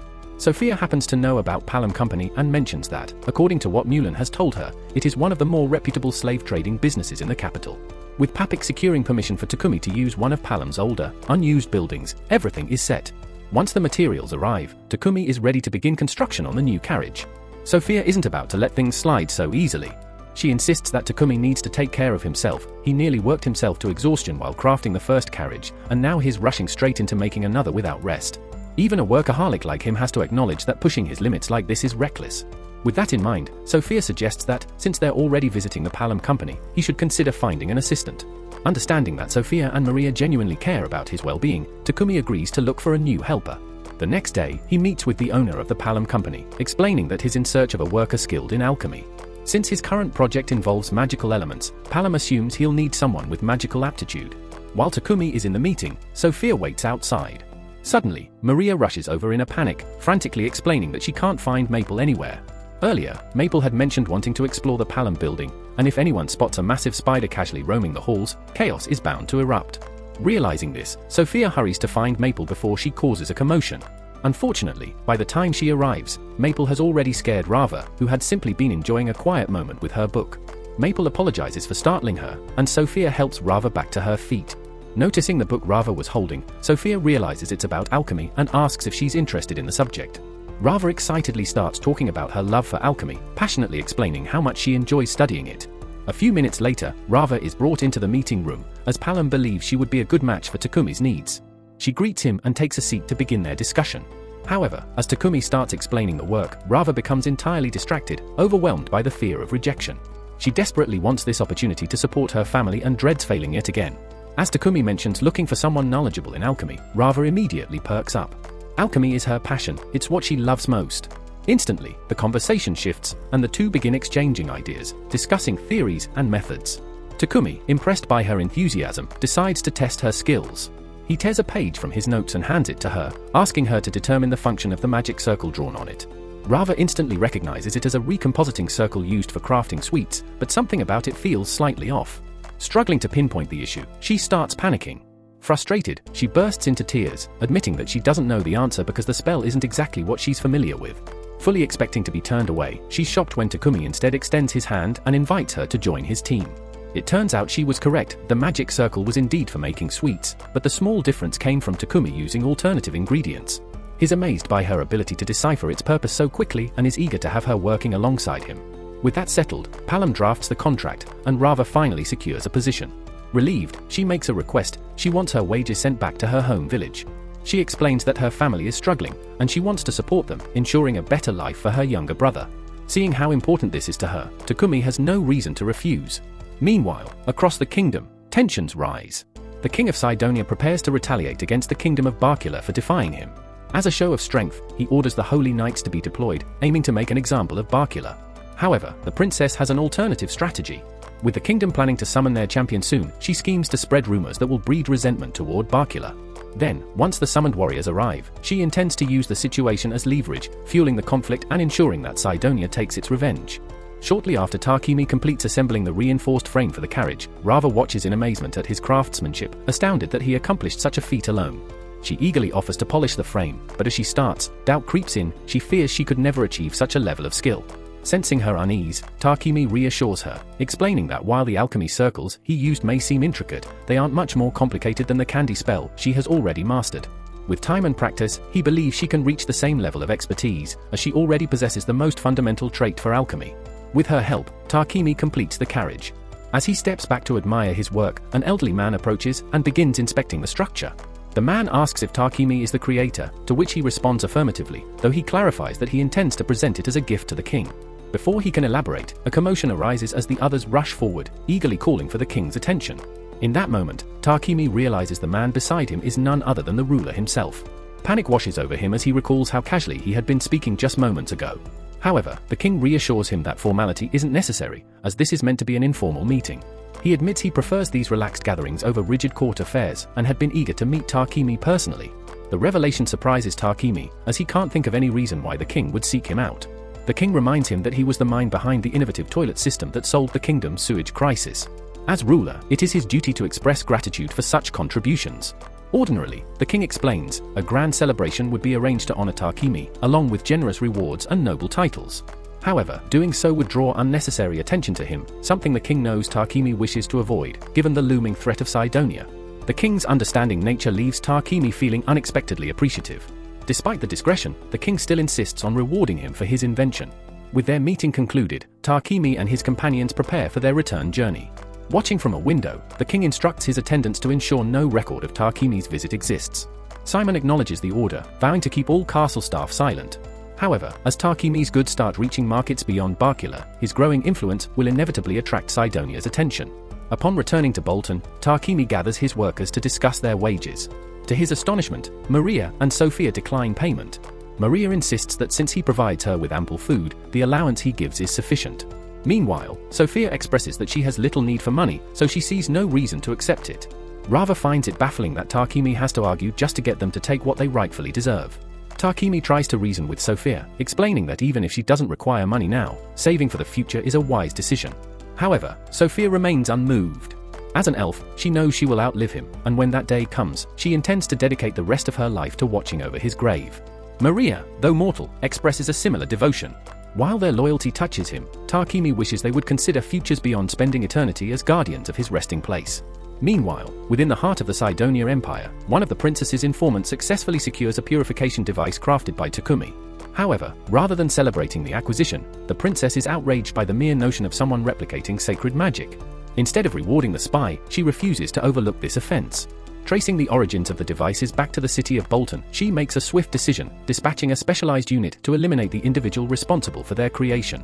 At Takumi's residence, he and Rava are immersed in their work when she suddenly voices a request to register at the Adventurers Guild. Takumi is momentarily taken aback, but Rava clarifies her reasoning. She wants to contribute to Takumi's efforts just as Maria and Sophia do. Furthermore, joining the guild would allow her to enhance her abilities, enabling her to refine her alchemy through stat improvements. With this explanation, Takumi acknowledges the practicality of her decision and agrees. Together, they head to the guild, where Rava obtains her guild card, officially becoming part of Takumi's party. Speaking of his party, Hans urges Takumi to finally choose a name. With the exception of Rava, all members of the group have achieved notable ranks, and given their outstanding performance, they are among the guild's elite. Remaining nameless indefinitely is no longer an option. However, Takumi sees no issue with this since adventuring was never a personal ambition of his. Additionally, his party lacks a dedicated frontliner, and while he could potentially assume the role with training, his interest in gaining strength is minimal. At that moment, Barak appears without warning, boldly declaring that he'll train Takumi until he becomes an exceptional frontline fighter. Ignoring Takumi's protests, Barak forcefully drags him to the training grounds, subjecting him to a grueling regimen. Throughout the ordeal, Barak insists that Takumi must choose a name for his party, but overwhelmed by exhaustion and pain, the only names he can think of are utterly ridiculous. Dissatisfied, Barak continues his relentless training, refusing to stop until a suitable name is chosen. Unfortunately, inspiration never strikes, leaving Takumi utterly battered by the session's end. Later, as Maria tends to his wounds, Takumi seizes the moment to ask if she has any ideas for a party name. However, her naming sense proves to be even worse than his, rendering her no help at all. Turning to Sophia, he finds her too consumed by fury. She's livid that Barak had the audacity to handle her master so roughly. Without hesitation, she rises, prepared to storm the guild and settle the matter with brute force. Takumi, however, quickly intervenes, explaining that, despite the harsh treatment, the training had some benefits. His combat stats had improved significantly, so there was no need to harbor resentment toward Barak. Meanwhile, 10 months have passed since Takumi's arrival in this world. In that time, the other heroes have dedicated themselves to rigorous training. Yamato's combat abilities have advanced considerably, allowing him to overpower even the knight tasked with his instruction. Observing from the sidelines, Akira scoffs at Yamato's techniques, dismissing them as reckless and ineffective in true combat. In response, Ain points out that Akira's own fighting style is just as aggressive, but Akira merely smirks, waving off the remark with the confidence befitting a hero. As the most skilled swordsman among them, he nonchalantly suggests that Ain accompany him to his room for a different type of training. However, Ain ignores him completely and returns to her quarters. Since their arrival, Yamato and Akira have changed in unsettling ways, and she struggles to understand why. She has been gathering as much information as possible about Cydonia and its deity, Anad, to uncover the truth. So far, all she has found is the ideology of the Church of Divine Light, which upholds human superiority and considers demi-humans nothing more than servants. In contrast, she discovered a different faith, the Church of Creation, that worships Nolan and views humans and demi-humans as equals. However, since the Church of Divine Light holds power over Cydonia and was responsible for summoning her and the others as heroes to establish peace, Ain shudders at the thought of what the royal family truly intends for them. Meanwhile, Takumi presents Rava with a ring and a staff, as she is eager to contribute to their team's adventures. The ring enhances her magic activation, and since Rava previously mentioned her experience with staffs, Takumi crafted one for her using a blend of treatwood and mithril alloy. Rava is genuinely touched by the effort Takumi put into making such exceptional weapons for her, but Maple starts feeling envious. Takumi has never made a weapon for her before. However, this time, he did create one, even having Rava assist in its construction, which earns him Maple's gratitude. The next day, Takumi continues training with Barak and attempts to divert the session by suggesting names for their party. However, the best he can come up with is Cat's Claw, an obvious imitation of the lion's fang, which results in Barak immediately trapping him in an abdominal stretch hold. Maria tries to help by proposing a name, but it's so awful that Barak instantly rejects it and slams Takumi to the ground. Takumi starts worrying that Sophia might retaliate against Barak for his rough training methods. However, after observing firsthand, Sophia realizes that Takumi is severely lacking in close combat skills, making her conclude that the training is actually necessary. After enduring hours of being thrown around, Takumi finally gets a brief moment to rest, only for Hans to approach with an escort mission request. Takumi hesitates, knowing escort quests can be time-consuming, but Barak points out that with his carriage and Shamalaya, the entire trip would take only 4 days for a round trip. Additionally, the request comes from PEX Company, meaning that accepting it would strengthen their relationship with PayP. Takumi asks if Lion's Fang can handle the mission instead, as they usually take on PEX escort requests. Unfortunately, Lion's Fang is already engaged in another assignment, leaving him with no way to avoid it. Though he remains reluctant, everyone else insists it's a good opportunity, forcing him to agree. Their journey takes them to Kilbuse, where their client expresses relief, feeling far more secure with Takumi and his party protecting him. His main goal is to sell essential goods alongside purification devices, but he also has a side task, retrieving milk for Pepik. Takumi is caught off guard, never having encountered milk in this world before, as it's not available in Bolton. To his surprise, Kilbuse even offers dairy products like cheese, sparking his unexpected excitement about the trip. Once they arrive, Takumi introduces his team to cream stew. As they take their first bites, they're amazed by the rich, unfamiliar taste, savoring a flavor unlike anything they've ever experienced before. Takumi believes he can enhance the dish, so he suggests they stock up on cheese and milk before heading home. Fortunately, the town's markets remain open late, allowing him to buy as much as he desires. That evening, they go out to gather supplies, and after finishing their shopping, they sit down together to enjoy their finds. Tasting milk and cheese again stirs memories of Takumi's former life in Japan, but he feels no yearning for the past. His new world brings him greater fulfillment than anything he had before. Sophia notices Takumi's distant expression and asks if something is bothering him. In response, he wonders if she ever thinks about returning to her hometown. She explains that she cherishes her present life too much to dwell on what's behind her. Having spent 50 years bound by a curse, her contract with Takumi granted her a fresh start, and now, her only focus is moving forward alongside him and their companions. The others share her sentiment, and Takumi understands their feelings. Ever since arriving in this world, he has felt truly free to live as he wishes, and upon reflecting on it, he realizes that this freedom is thanks to Nolan. With that thought in mind, he finally decides on a name for their party, the Wings of Nolan. After completing their escort mission, Takumi and the group return to Bolton. However, the moment he steps into his mansion, an unsettling sensation washes over him. The air is thick with paralysis poison, and before he can fully assess the situation, his companions collapse, rendered helpless by the toxin. Two masked figures seize the opportunity and move in. One strikes first, attempting to stab him, but before the blade can land, a web intercepts the attack, disarming the assailant. Seizing the chance, Takumi swiftly retaliates, taking down the first attacker.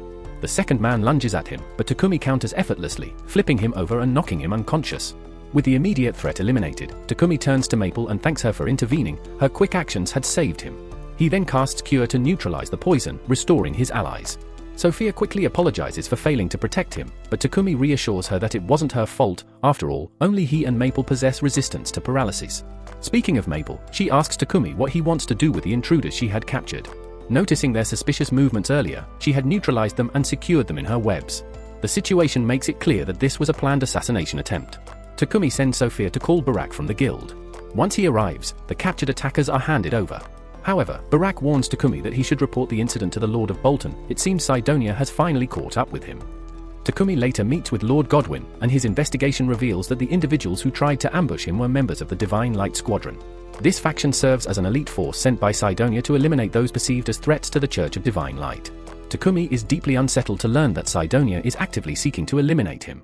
He is informed that the reason for this is the purification devices he had designed in the past. Traditionally, the kingdom relied on priests to perform holy magic for soul purification. The Church of Creation provided this service for free, while the Church of Divine Light demanded high fees. However, Takumi's invention rendered the priests unnecessary for purification, effectively cutting off a crucial source of income for the Church of Divine Light. Takumi debates whether he should go into hiding or leave the country entirely. However, he is assured that staying in Bolton would be his safest option, as a large portion of the population follows the Church of Creation. This makes it difficult for the Church of Divine Light to extend its influence there. To enhance security, the number of patrols by knights and the city guard will be increased to prevent further assassination attempts. While this ensures the city's safety, Barak emphasizes that they still need to consider Takumi's well-being during his adventuring missions. Takumi looks at him and states that, given the current circumstances, he plans to take a break from adventuring. However, Barak is unwilling to accept this, as Takumi's party ranks among the top 5 in the guild, and his absence would negatively affect the guild standing, something Barak values more than Takumi's personal risk. Sophia adds that she is willing to protect Takumi at all costs, even if it means putting her own life on the line, and insists on continuing to adventure with him. Takumi, unable to refuse their determination, agrees to keep adventuring. As the three return to the guild, Takumi contemplates the danger he has put his friends in. Sidonia has clearly marked him as a target, and because of that, his companions were placed in harm's way. He must find a way to protect them. Upon arriving at the guild, Takumi and Sophia meet with Hans to finalize their party's official registration. However, Hans warns Takumi to stay on guard. News of the attack has already begun to spread, and rumors suggest a massive bounty has been placed on Takumi's head. Because of this, some adventurers within the guild might see him as their next target. Later that night, Takumi returns home and shares the troubling news with everyone. Maria is visibly upset, realizing that this means they could face further attacks. Takumi apologizes, feeling guilty for putting them in danger. However, his companions reassure him that they have chosen to stand by his side no matter what. They are confident in their own abilities and believe they can handle any threats that come their way. Though comforted by their support, Takumi still feels uneasy. He begins considering the creation of a magical device that could generate a protective barrier around their home, ensuring no attackers could get close to them while they are inside. However, even if that problem is solved, he still needs to figure out how to keep everyone safe while they are outside on their adventures. Sophia suggests that they should recruit someone to serve as their team's frontline defender. Takumi agrees, though he isn't sure where to start looking. Sophia points out that there are plenty of solo adventurers around, so they could probably find someone quickly. However, there's no guarantee that such a person would be reliable. Weighing his options, Takumi decides that acquiring another servant might be the better choice. As the group settles in for the night stands guard outside the mansion, but Takumi stays up, working tirelessly on his barrier device. The next morning, he steps outside with Rava to work on alchemy. To his surprise, Sophia joins them and offers to assist. Pleased to have another set of hands, Takumi agrees and asks her to engrave a magic circle onto a metal plate. Once that's done, he begins sprinkling magical powder over the plate. As he works, Sophia asks if he got any rest the previous night. Takumi admits that he stayed up, preoccupied with planning defensive measures for the future. Meanwhile, Maple trains alongside Shamalaya, testing her charge attacks against practice dummies. Watching them, Rava suddenly realizes that golems are classified under alchemy, meaning that if Takumi could craft one, it would be perfect for their team's defense.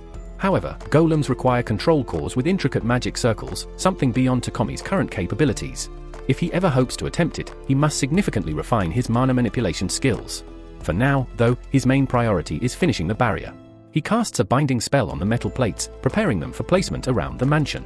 As he completes his work, a notification appears, informing him that his mana manipulation skill has reached its peak and evolved into spell control.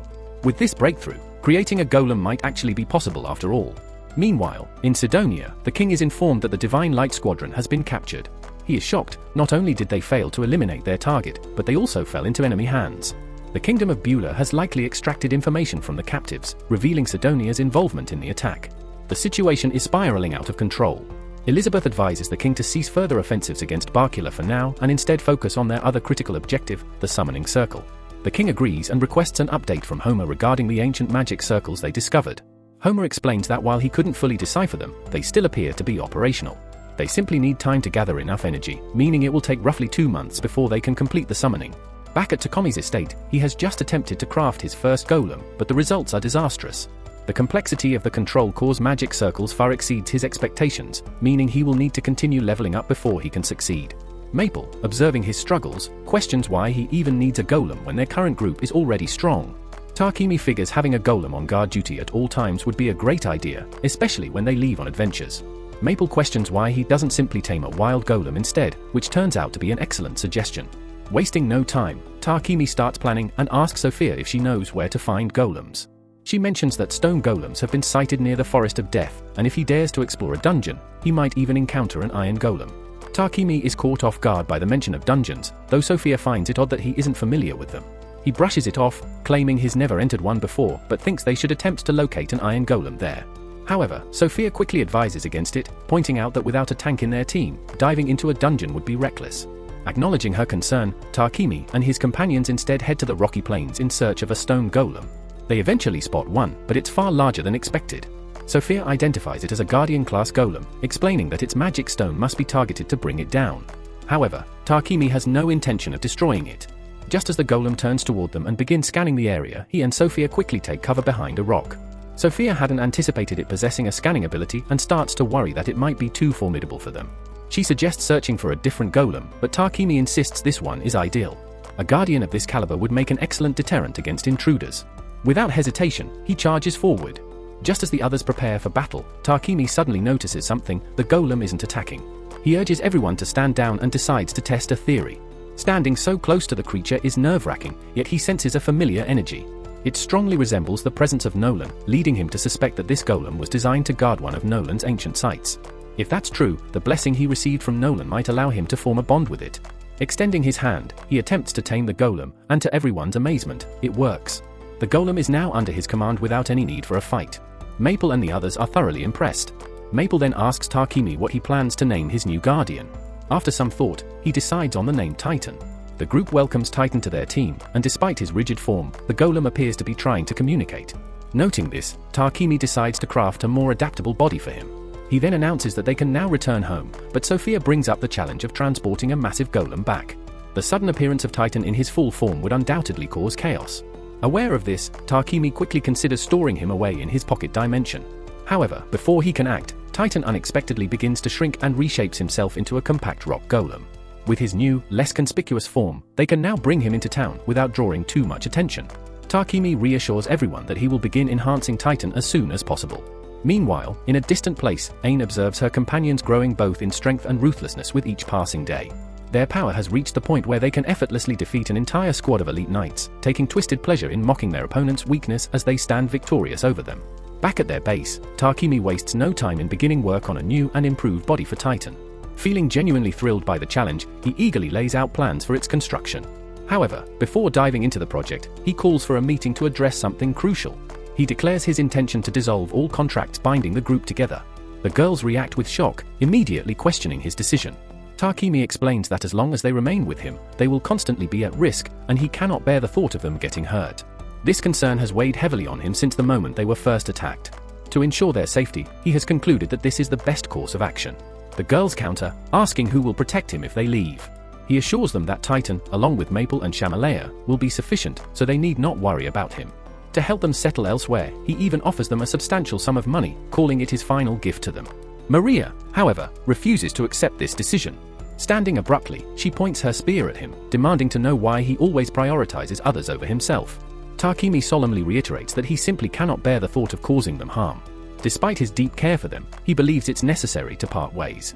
Overwhelmed, Maria shouts that if he truly cares, he should want them to stand beside him and face adversity together. When Takemi remains silent, unable to respond, she breaks down into tears, apologizing for her outburst, but admitting she doesn't know what to do without him. Sophia steps forward to comfort Maria before turning to Takemi. She acknowledges that he is only doing this to protect them, but she also insists that after everything they have endured together, asking them to leave is too cruel. They vow to serve him with unwavering loyalty, and they meant every word of it. Seeing their determination, Takemi finally understands. He apologizes sincerely for trying to force his decision upon them without considering their feelings. He then asks them once more if they truly wish to stay with him despite the looming dangers. Without hesitation, the girls affirm their resolve, promising to stand by his side no matter what challenges await. With the matter settled, Takemi returns to his work, finalizing Titan's new body. The result is nothing short of magnificent. Titan now boasts a polished and formidable form. His skeletal frame is reinforced with adamantite alloys, while mithril enhances his armor. Every conceivable weapon has been integrated into his design. The most exciting part, however, is the colossal body Takemi has built for Titan to inhabit, bringing to life his long-held dream of creating a true golem. The sight of his creation fills him with immense satisfaction. In a higher realm, Nolan watches Takemi's progress, perhaps with a hint of envy for the powerful golem he has constructed. However, her moment of contemplation is interrupted by an urgent report from one of her subordinates. Troubling signs indicate that Anot, a deity formed from the unwavering faith of the Church of Divine Light, is beginning to manifest. Originally non-existent, Anot has been shaped into being through years of devout worship. Unfortunately, due to the corruption within the Church's beliefs, this newly born deity is on the verge of transforming into a malevolent entity. To make matters worse, Cydonia, the nation responsible for summoning the heroes, may soon instigate war as their champions grow in strength. Though Nolan has long been aware of this impending crisis, she is unable to interfere directly in the mortal world. This is precisely why she placed Takemi in this realm and bestowed numerous blessings upon him. From this point onward, the fate of the world rests solely on his shoulders. A year ago, in a small town near Bolton, a woman named Manny stood in sorrow before her husband's grave until a villager called her away. Later, while riding in a carriage, she overheard a conversation among the passengers discussing how they had nowhere left to turn but this village. They lamented that the economy had collapsed due to the unchecked actions of the nobility, who acted as they pleased. When the crisis worsened, the nobles abandoned the village, destroyed it, and fled to nearby lands, leaving the people with deep-seated resentment toward the aristocracy. Additionally, a woman in the group mentioned that Manny's husband had worked himself to illness and was denied proper medical care, making the nobles indirectly responsible for his death. A year after the village was abandoned, Lord Godwin in Bolton learned that Count Rockford had offered refuge to the displaced villagers. During a discussion, his subordinates voiced their frustration over the nobles' irresponsible actions. Bolton, however, emphasized that they could not ignore the suffering of those left without homes, especially now that Count Rockford had requested land for the 1,000 refugees. Acquiring such a vast territory was necessary, but there was only one available option, a region notorious for being infested with dangerous creatures. Clearing it would be an immense challenge, but there was no other choice. The only solution was to seek the one individual capable of handling this task. Meanwhile, Takumi felt it was the right time for his group to challenge a dungeon. Upon arriving at the entrance, he reflected on how long it had been since he last felt the urge to explore such places. Among the many available, they chose an A-rank dungeon known as the Beast King Forest, the second most difficult one. Despite being underground, the dungeon contained vast skies and dense woodlands, teeming with formidable creatures much stronger than those outside. However, Maple's keen senses helped detect enemies in advance, giving them an edge with preemptive strikes and improving their defenses. Additionally, Titan absorbed enemy attacks as their tank, allowing them to take down each floor's boss and collect valuable loot. After a long day of fighting, the team reached the dungeon's final floor, thrilled to have come this far with minimal injuries. Takumi credited their success to avoiding traps, only to immediately step on one, triggering a massive iron ball to roll toward them. Fortunately, they ran fast enough to escape. Now safe, they pushed forward into a dark chamber, where Takumi suddenly sensed a powerful presence luring them in. Without warning, an S-rank Earth Dragon emerged from the shadows, making him instantly regret not bringing the Great Titan to confront the beast. As expected, the battle tilts in favor of the dragon, forcing the team into a desperate struggle to withstand its relentless attacks. With no choice but to defend, they search for an opening. Seizing a brief moment, Takemi instructs Titan and Maple to restrain the beast's tail, preventing its movement. Titan grips it firmly, while Maple weaves a web to keep the monster immobilized. The team swiftly coordinates their efforts, executing a precise assault to bring down the dragon.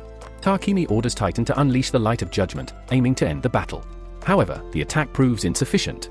Moments later, the dragon rises from the wreckage, releasing a torrent of flames at Titan, causing devastating damage. Amid the chaos, Sophia spots a vulnerability on the dragon's flank.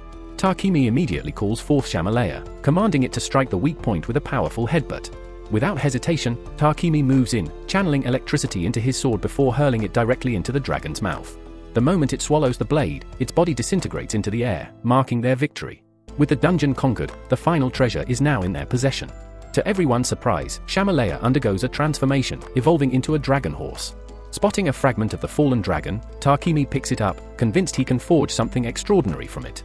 Upon returning from the dungeon, Tarquini receives an unexpected summons from Godwyn. During their meeting, Godwyn speaks of a vast, untamed southern territory riddled with dangerous creatures. In the past, the kingdom of Triaria attempted to claim the region but suffered defeat, leading to its decline. Tarquini notes the area's rich deposits of adamantite and mithril, prompting Godwyn's keen interest in these valuable resources. As a result, he proposes that Tarquini establish a settlement there. Godwyn, aware of Tarquini's success in fortifying Boer village, believes he is more than capable of repeating this feat. Selvus elaborates, explaining that around 100 kilometers south of Bolton lies a river and a freshwater spring, an ideal site for founding a village. With access to water and relative safety from the region's monsters, it presents a strategic opportunity. Concerned for her master's predicament, Sophia recalls that he is being pursued by Sidonia, while Godwyn expresses regret for requesting this task at such a crucial moment. However, urgency drives his decision. A year prior, a settlement in the region was abandoned due to corruption among nobles. The displaced villagers, now refugees, rely on support from Bolton and Rockford. The goal is to construct homes swiftly, providing them with shelter once more. Remembering his own past struggles, Tarquini resolves to accept the mission, recalling how the people of Boer once welcomed him with open arms when he had nowhere to go. As his mission progressed, Tarquini utilized his earth magic to shape roads and erect towering walls, reinforcing them with deep moats around the settlement. Once the initial defenses were set, they expanded the internal pathways, constructed aqueducts, and cleared out the surrounding threats. After some time, Tarquini asked Sophia to return to Bolton and escort the incoming settlers to their new home. When she arrived with the news, Godwyn found it difficult to accept that the village was already habitable after just 10 days of labor. Regardless, the caravan transporting the refugees was dispatched, and during their journey, murmurs of doubt spread among them. Many suspected they were being sent to the distant borderlands, an untamed region filled with danger, where they would be abandoned to their fate, ensuring they no longer posed a burden to the nobility. According to the rumors, the settlement was to be overseen by a delegate from Bolton, most likely an affluent individual who saw the poor as mere expendable labor. Upon arrival, the knights accompanying the refugees were taken aback by the towering fortification surrounding the village. Their astonishment only grew when they encountered rows of well-constructed homes and an imposing fortress. As soon as Dawn set foot in the settlement, Tarquini informed him that preparations were underway to cultivate the land and that the walls were sturdy enough to keep monsters at bay. Dawn, however, turned his attention to the grand structure at the village's center, questioning its necessity. Tarquini explained that it was meant for the village leader, as there were already sufficient houses for everyone. Additionally, he pointed out the barracks built for the knights and elaborated on the sanitation system, which incorporated septic tanks and magical devices. Skeptical that a mere youth could achieve all of this in just 10 days, the officer accused him of relying solely on magic, a claim that Tarquini did not refute. Some of the refugees gazed upon their new home with wonder, uncertain if they could truly settle there.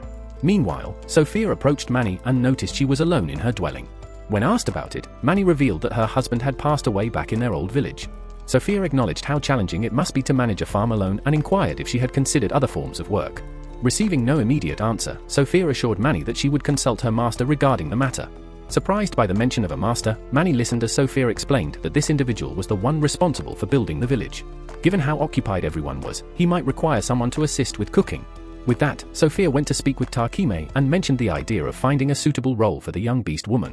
Later, Tarquini presented Manny with the opportunity to work for him, offering a wage in exchange for her services. At that moment, Manny recalled the hushed conversations during the journey, warnings about the dangers of trusting nobles.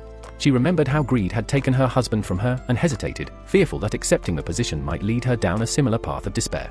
Unable to shake her apprehensions, she declined the offer, admitting she could not place her trust in Tarquini. Maria attempted to reassure her that Tarquini was unlike the nobles she had known, but he chose to let the matter rest for the time being. After the conversation, Manny felt uneasy. She had spoken her mind so openly, was she now at risk? Would she face repercussions for her bluntness? Or perhaps her reaction was driven by a deeper sense of justice, an instinctive resistance against the power structures that had wronged her? Or was it merely frustration at the helplessness she had endured for so long? Lost in thought, she suddenly became aware of her surroundings. Without realizing it, she had wandered past the settlement's borders and found herself deep in the forest, alone in an area teeming with lurking creatures, far from the safety of the village. At that moment, Maple rushes off to inform his master of an imminent monster invasion. Without hesitation, Takemi searches for Dawn and orders all bridges to be lifted while ensuring the villagers' safety. According to him, no creature should be able to breach the walls, so their focus remains on eliminating threats outside. Meanwhile, Manny dashes toward the settlement but arrives too late, witnessing the bridge being raised. Some villagers inform Maria that they couldn't locate Manny, but she was last seen heading toward the southern bridge. Concerned for her, they all climb onto Titan's back. Outside the walls, Manny faces two wolves and questions why she even ended up there, convinced that this might be where she meets her end. Just as the beasts prepare to strike, Takumi arrives in time to rescue her, swiftly dispatching the creatures with his spear. Manny then points out that several other monsters are still lurking, but Takumi remains unfazed. Soon after, the rest of the group arrives, reporting that all remaining enemies have been taken care of. Takemi jokingly tells Manny they make a perfect team. As she listens, she suddenly notices his injury. Without delay, she bandages the wound, apologizing for her earlier harsh words. However, Takumi reassures her, relieved that she remains unharmed. His priority is to protect the villagers, ensuring they all live in peace. At that moment, Manny realizes that this young man is unlike any noble she has ever known. He is selfless and exceptional. Aware that she cannot take back her past remarks, she openly expresses her wish to serve him as he once proposed. Takemi, without hesitation, accepts, and the other girls eagerly declare Manny part of their group, welcoming her warmly.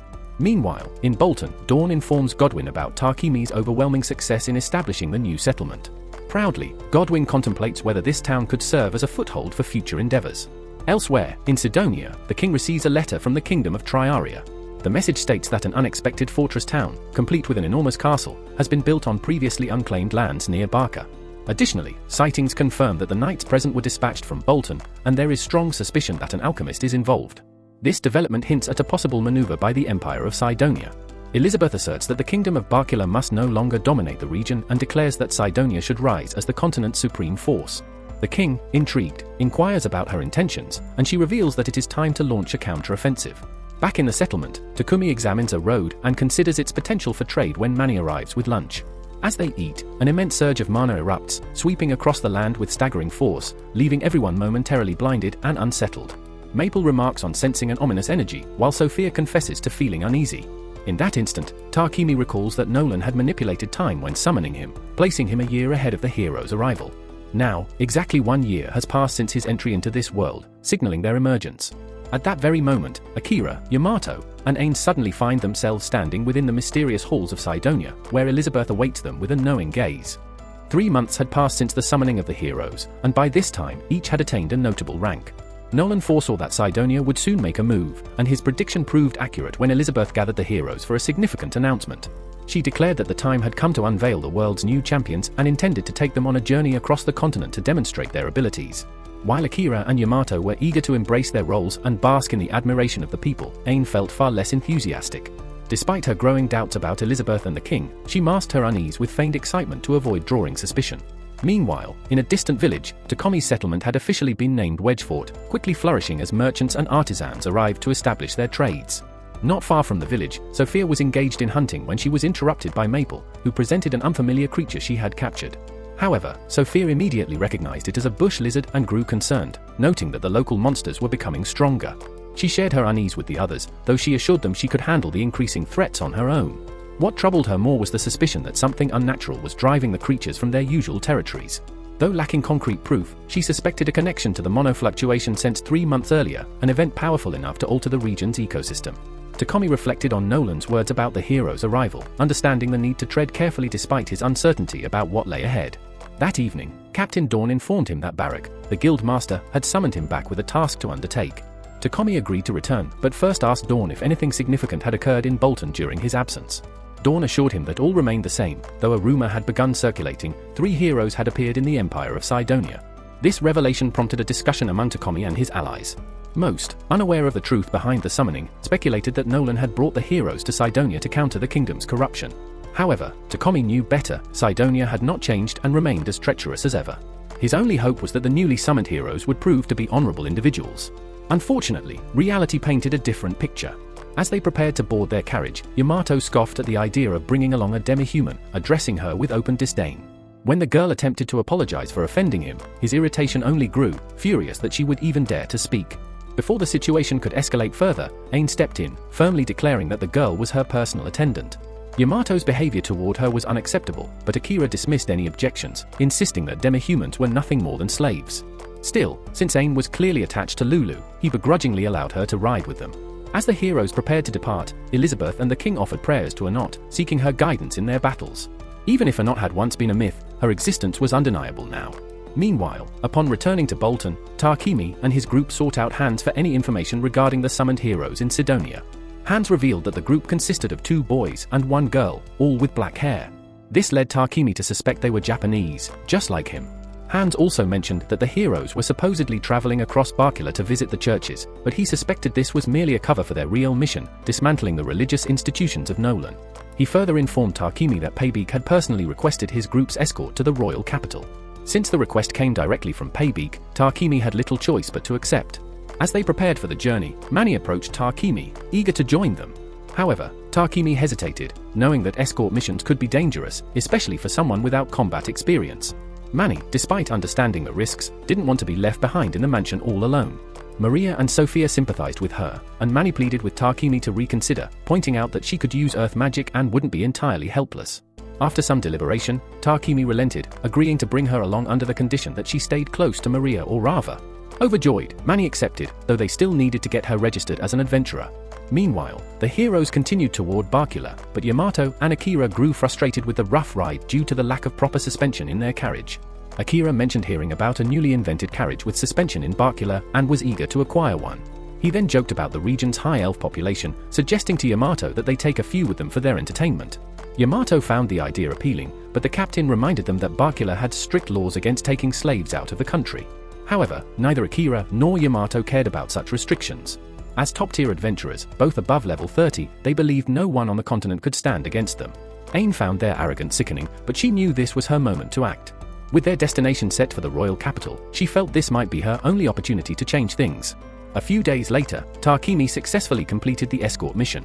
Upon returning to the royal capital, the guild receptionist informed him that he, along with Sophia and Maria, had been promoted to A rank, while Rava had been elevated to B rank. She requests their guild cards to finalize their promotions, but before she can proceed, a sudden commotion erupts at the back of the guild. The so-called heroes have arrived, making a grand scene. Akira, exuding authority, commands everyone to step aside as he moves forward. When a beast folk member tries to approach him, Akira strikes the man without hesitation. This act alone is enough to cause concern, but things take an even more dramatic turn when Akira and Yamato lay eyes on Takumi and his companions. Their striking beauty leads the 2 heroes to assume they are mere possessions, mistaking Takumi for a common adventurer beneath their notice. With an air of entitlement, Akira demands that Takumi hand over the women at once. Takumi, unimpressed, ignores them, but their arrogance is starting to wear on his patience. Though he prefers to avoid unnecessary confrontation, he gives them a warning. He tells them to back off. However, Akira, unwilling to let such defiance slide, draws his blade and lunges at Takumi with clear intent to kill. Without breaking a sweat, Takumi dodges the strike and, using his alchemy, shatters Akira's weapon with ease. Yamato attempts to attack next, only to find himself effortlessly thrown to the ground like a mere child. Ain, witnessing this, is astounded by Takumi's overwhelming skill. Meanwhile, Akira is left in disbelief, devastated over the loss of his sword. Enraged, he vows that Takumi will regret crossing him. However, Takumi coolly reminds him that drawing a weapon inside the guild is a serious violation, one that could land him in significant trouble. Akira grits his teeth, realizing the truth in Takumi's words, but the resentment in his eyes makes it clear that he isn't done yet. After Akira and Yamato leave, Ain approaches Takumi, apologizing for their behavior. However, Takumi reassures her that she has nothing to apologize for, as she was not responsible for their actions. Introducing herself, Ain can't shake the feeling that Takumi might be the very person she has been searching for. But before she can say more, Lulu arrives, informing her that it's time to depart. Sensing that Ain has more to say, Takumi leans in and discreetly tells her he'll be at the lakeside hotel that night. Later that evening, Takumi recounts the encounter to his companions. He scoffs at the so-called heroes, noting that their actions are far from heroic. However, he admits that Ain seemed different from the others, which is why he invited her to meet him. In hindsight, though, he wonders if it was a mistake. After all, how is she supposed to slip away unnoticed? As it turns out, Ain's departure has not gone unnoticed, and now she and Lulu are being pursued by the guards. As the chase intensifies, Sophia suddenly appears, incapacitating one of the pursuers in an instant, while Maple swiftly drags the other away. With the threat neutralized, Sophia safely escorts Ain to the hotel, where she finally reunites with Takumi. With no pursuers in sight, they have a moment of peace.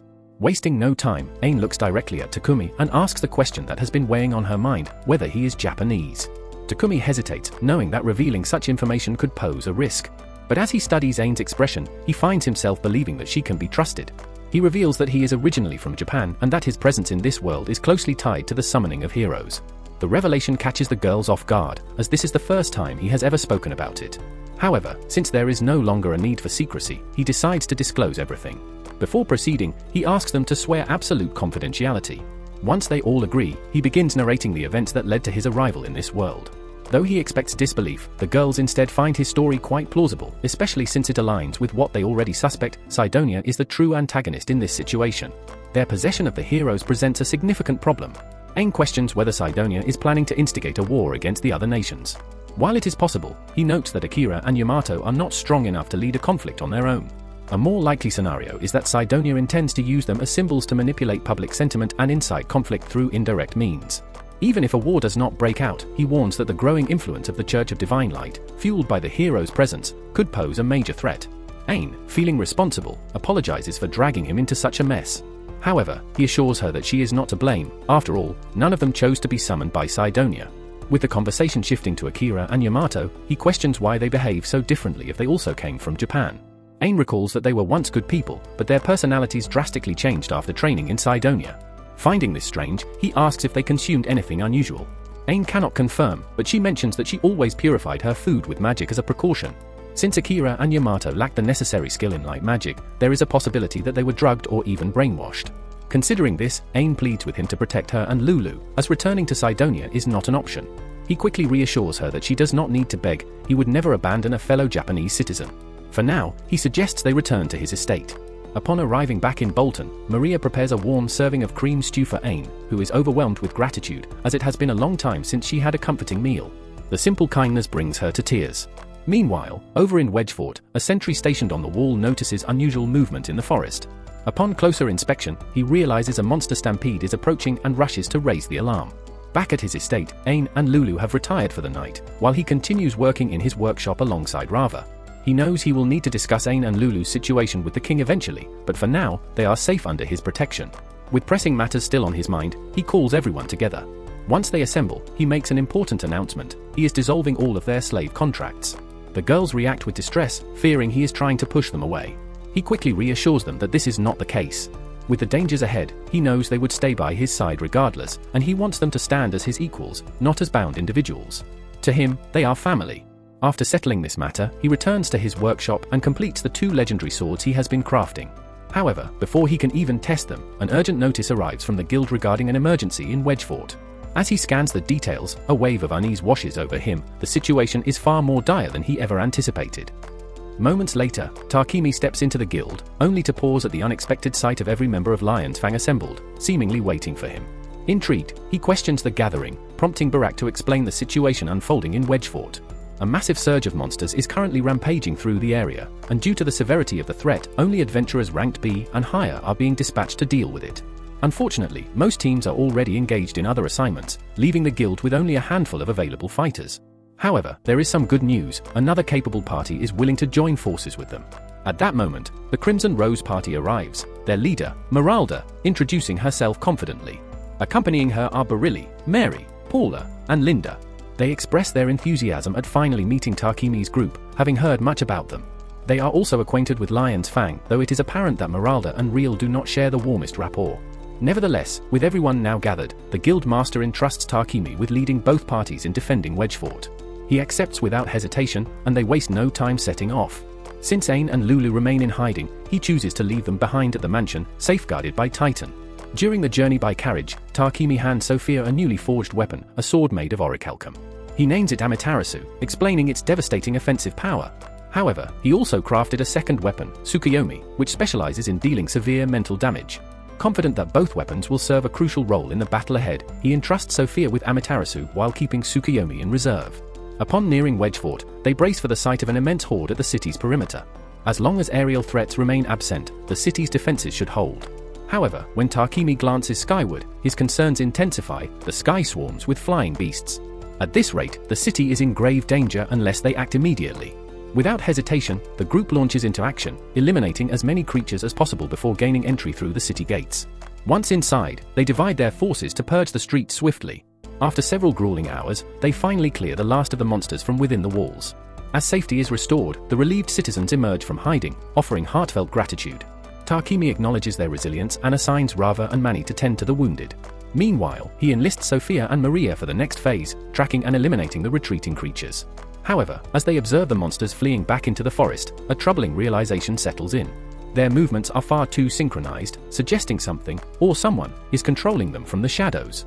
Takemi speculates that an unknown force might be coordinating the monsters' movements, as such behavior has never been observed before. He recalls that when Sidonia summoned the heroes, it caused a significant surge in mana across the kingdom. Given this, he theorized that the fluctuation could have triggered an evolution in some creatures. News of the impending monster horde quickly reaches Sidonia. Upon realizing that if the creatures break through Wedgefort, they could wreak havoc on Barkula, Sidonia's ruler resolves to stop this disaster at any cost. He orders his army to prepare for a decisive strike when Wedgefort's defenses are at their weakest. However, Elizabeth suggests a more calculated approach. She advises using the crisis to weaken Beulah's allies, such as Salamandor, and shares a strategic plan to accomplish this by utilizing the heroes stationed at Wedgefort. Meanwhile, Sophia stands guard near the forest when Rava arrives with lunch for her. She thanks him but quickly notices his troubled expression. Concerned, she asks what's wrong. Rava explains that Takemi has been personally supplying the townspeople with healing potions, as their surplus stock was previously sold to PEC. This means he's now using his own reserves to aid the injured. Sophia approaches Takemi for clarification, but he simply states that ensuring the wounded receive treatment is the priority. Besides, as long as he remains unscathed in the upcoming battle, he won't require potions himself. With that settled, Takemi instructs Rava, Manny, and Maple to stay back and safeguard the civilians, while he, Sophia, and Maria head out to confront the advancing monsters. Just as they are about to engage, Maple suddenly warns them that the creatures in the forest have resumed their attack. Without hesitation, everyone swiftly moves into position. Takemi quickly outlines their strategy. They begin by launching a series of magical offensives to weaken the enemy horde. Once the monsters are staggered, Takemi leads the charge, cutting down as many as possible. He, Sophia, and Mary position themselves at the front lines, while Maria and Rava remain at the rear to provide support. Their combined efforts successfully repel the initial wave, allowing the adventurers to push forward and engage the remaining creatures in melee combat. So far, their tactics have been effective, preventing most of the monsters from reaching the city. The few that breach the defenses are swiftly eliminated by Maple. The only concern at the moment is Sophia, whose aggressive approach borders on recklessness, putting her at unnecessary risk. As the battle rages on, the tide finally shifts as the creatures begin to withdraw. However, an unexpected turn of events unfolds. A shadowy figure emerges, eliminating each beast one by one until only the strongest remains. This last foe, a twin-headed dragon, exudes an overwhelming presence, leading Takemi to suspect it is their leader. The beast unleashes a devastating blast aimed at Sophia, forcing her to dodge, but due to her close proximity, she is struck and sent hurtling across the forest floor. Takemi swiftly intervenes, preventing her from suffering critical harm. Despite her injuries, Sophia quickly rises, deliberately positioning herself in harm's way to divert the monster's focus.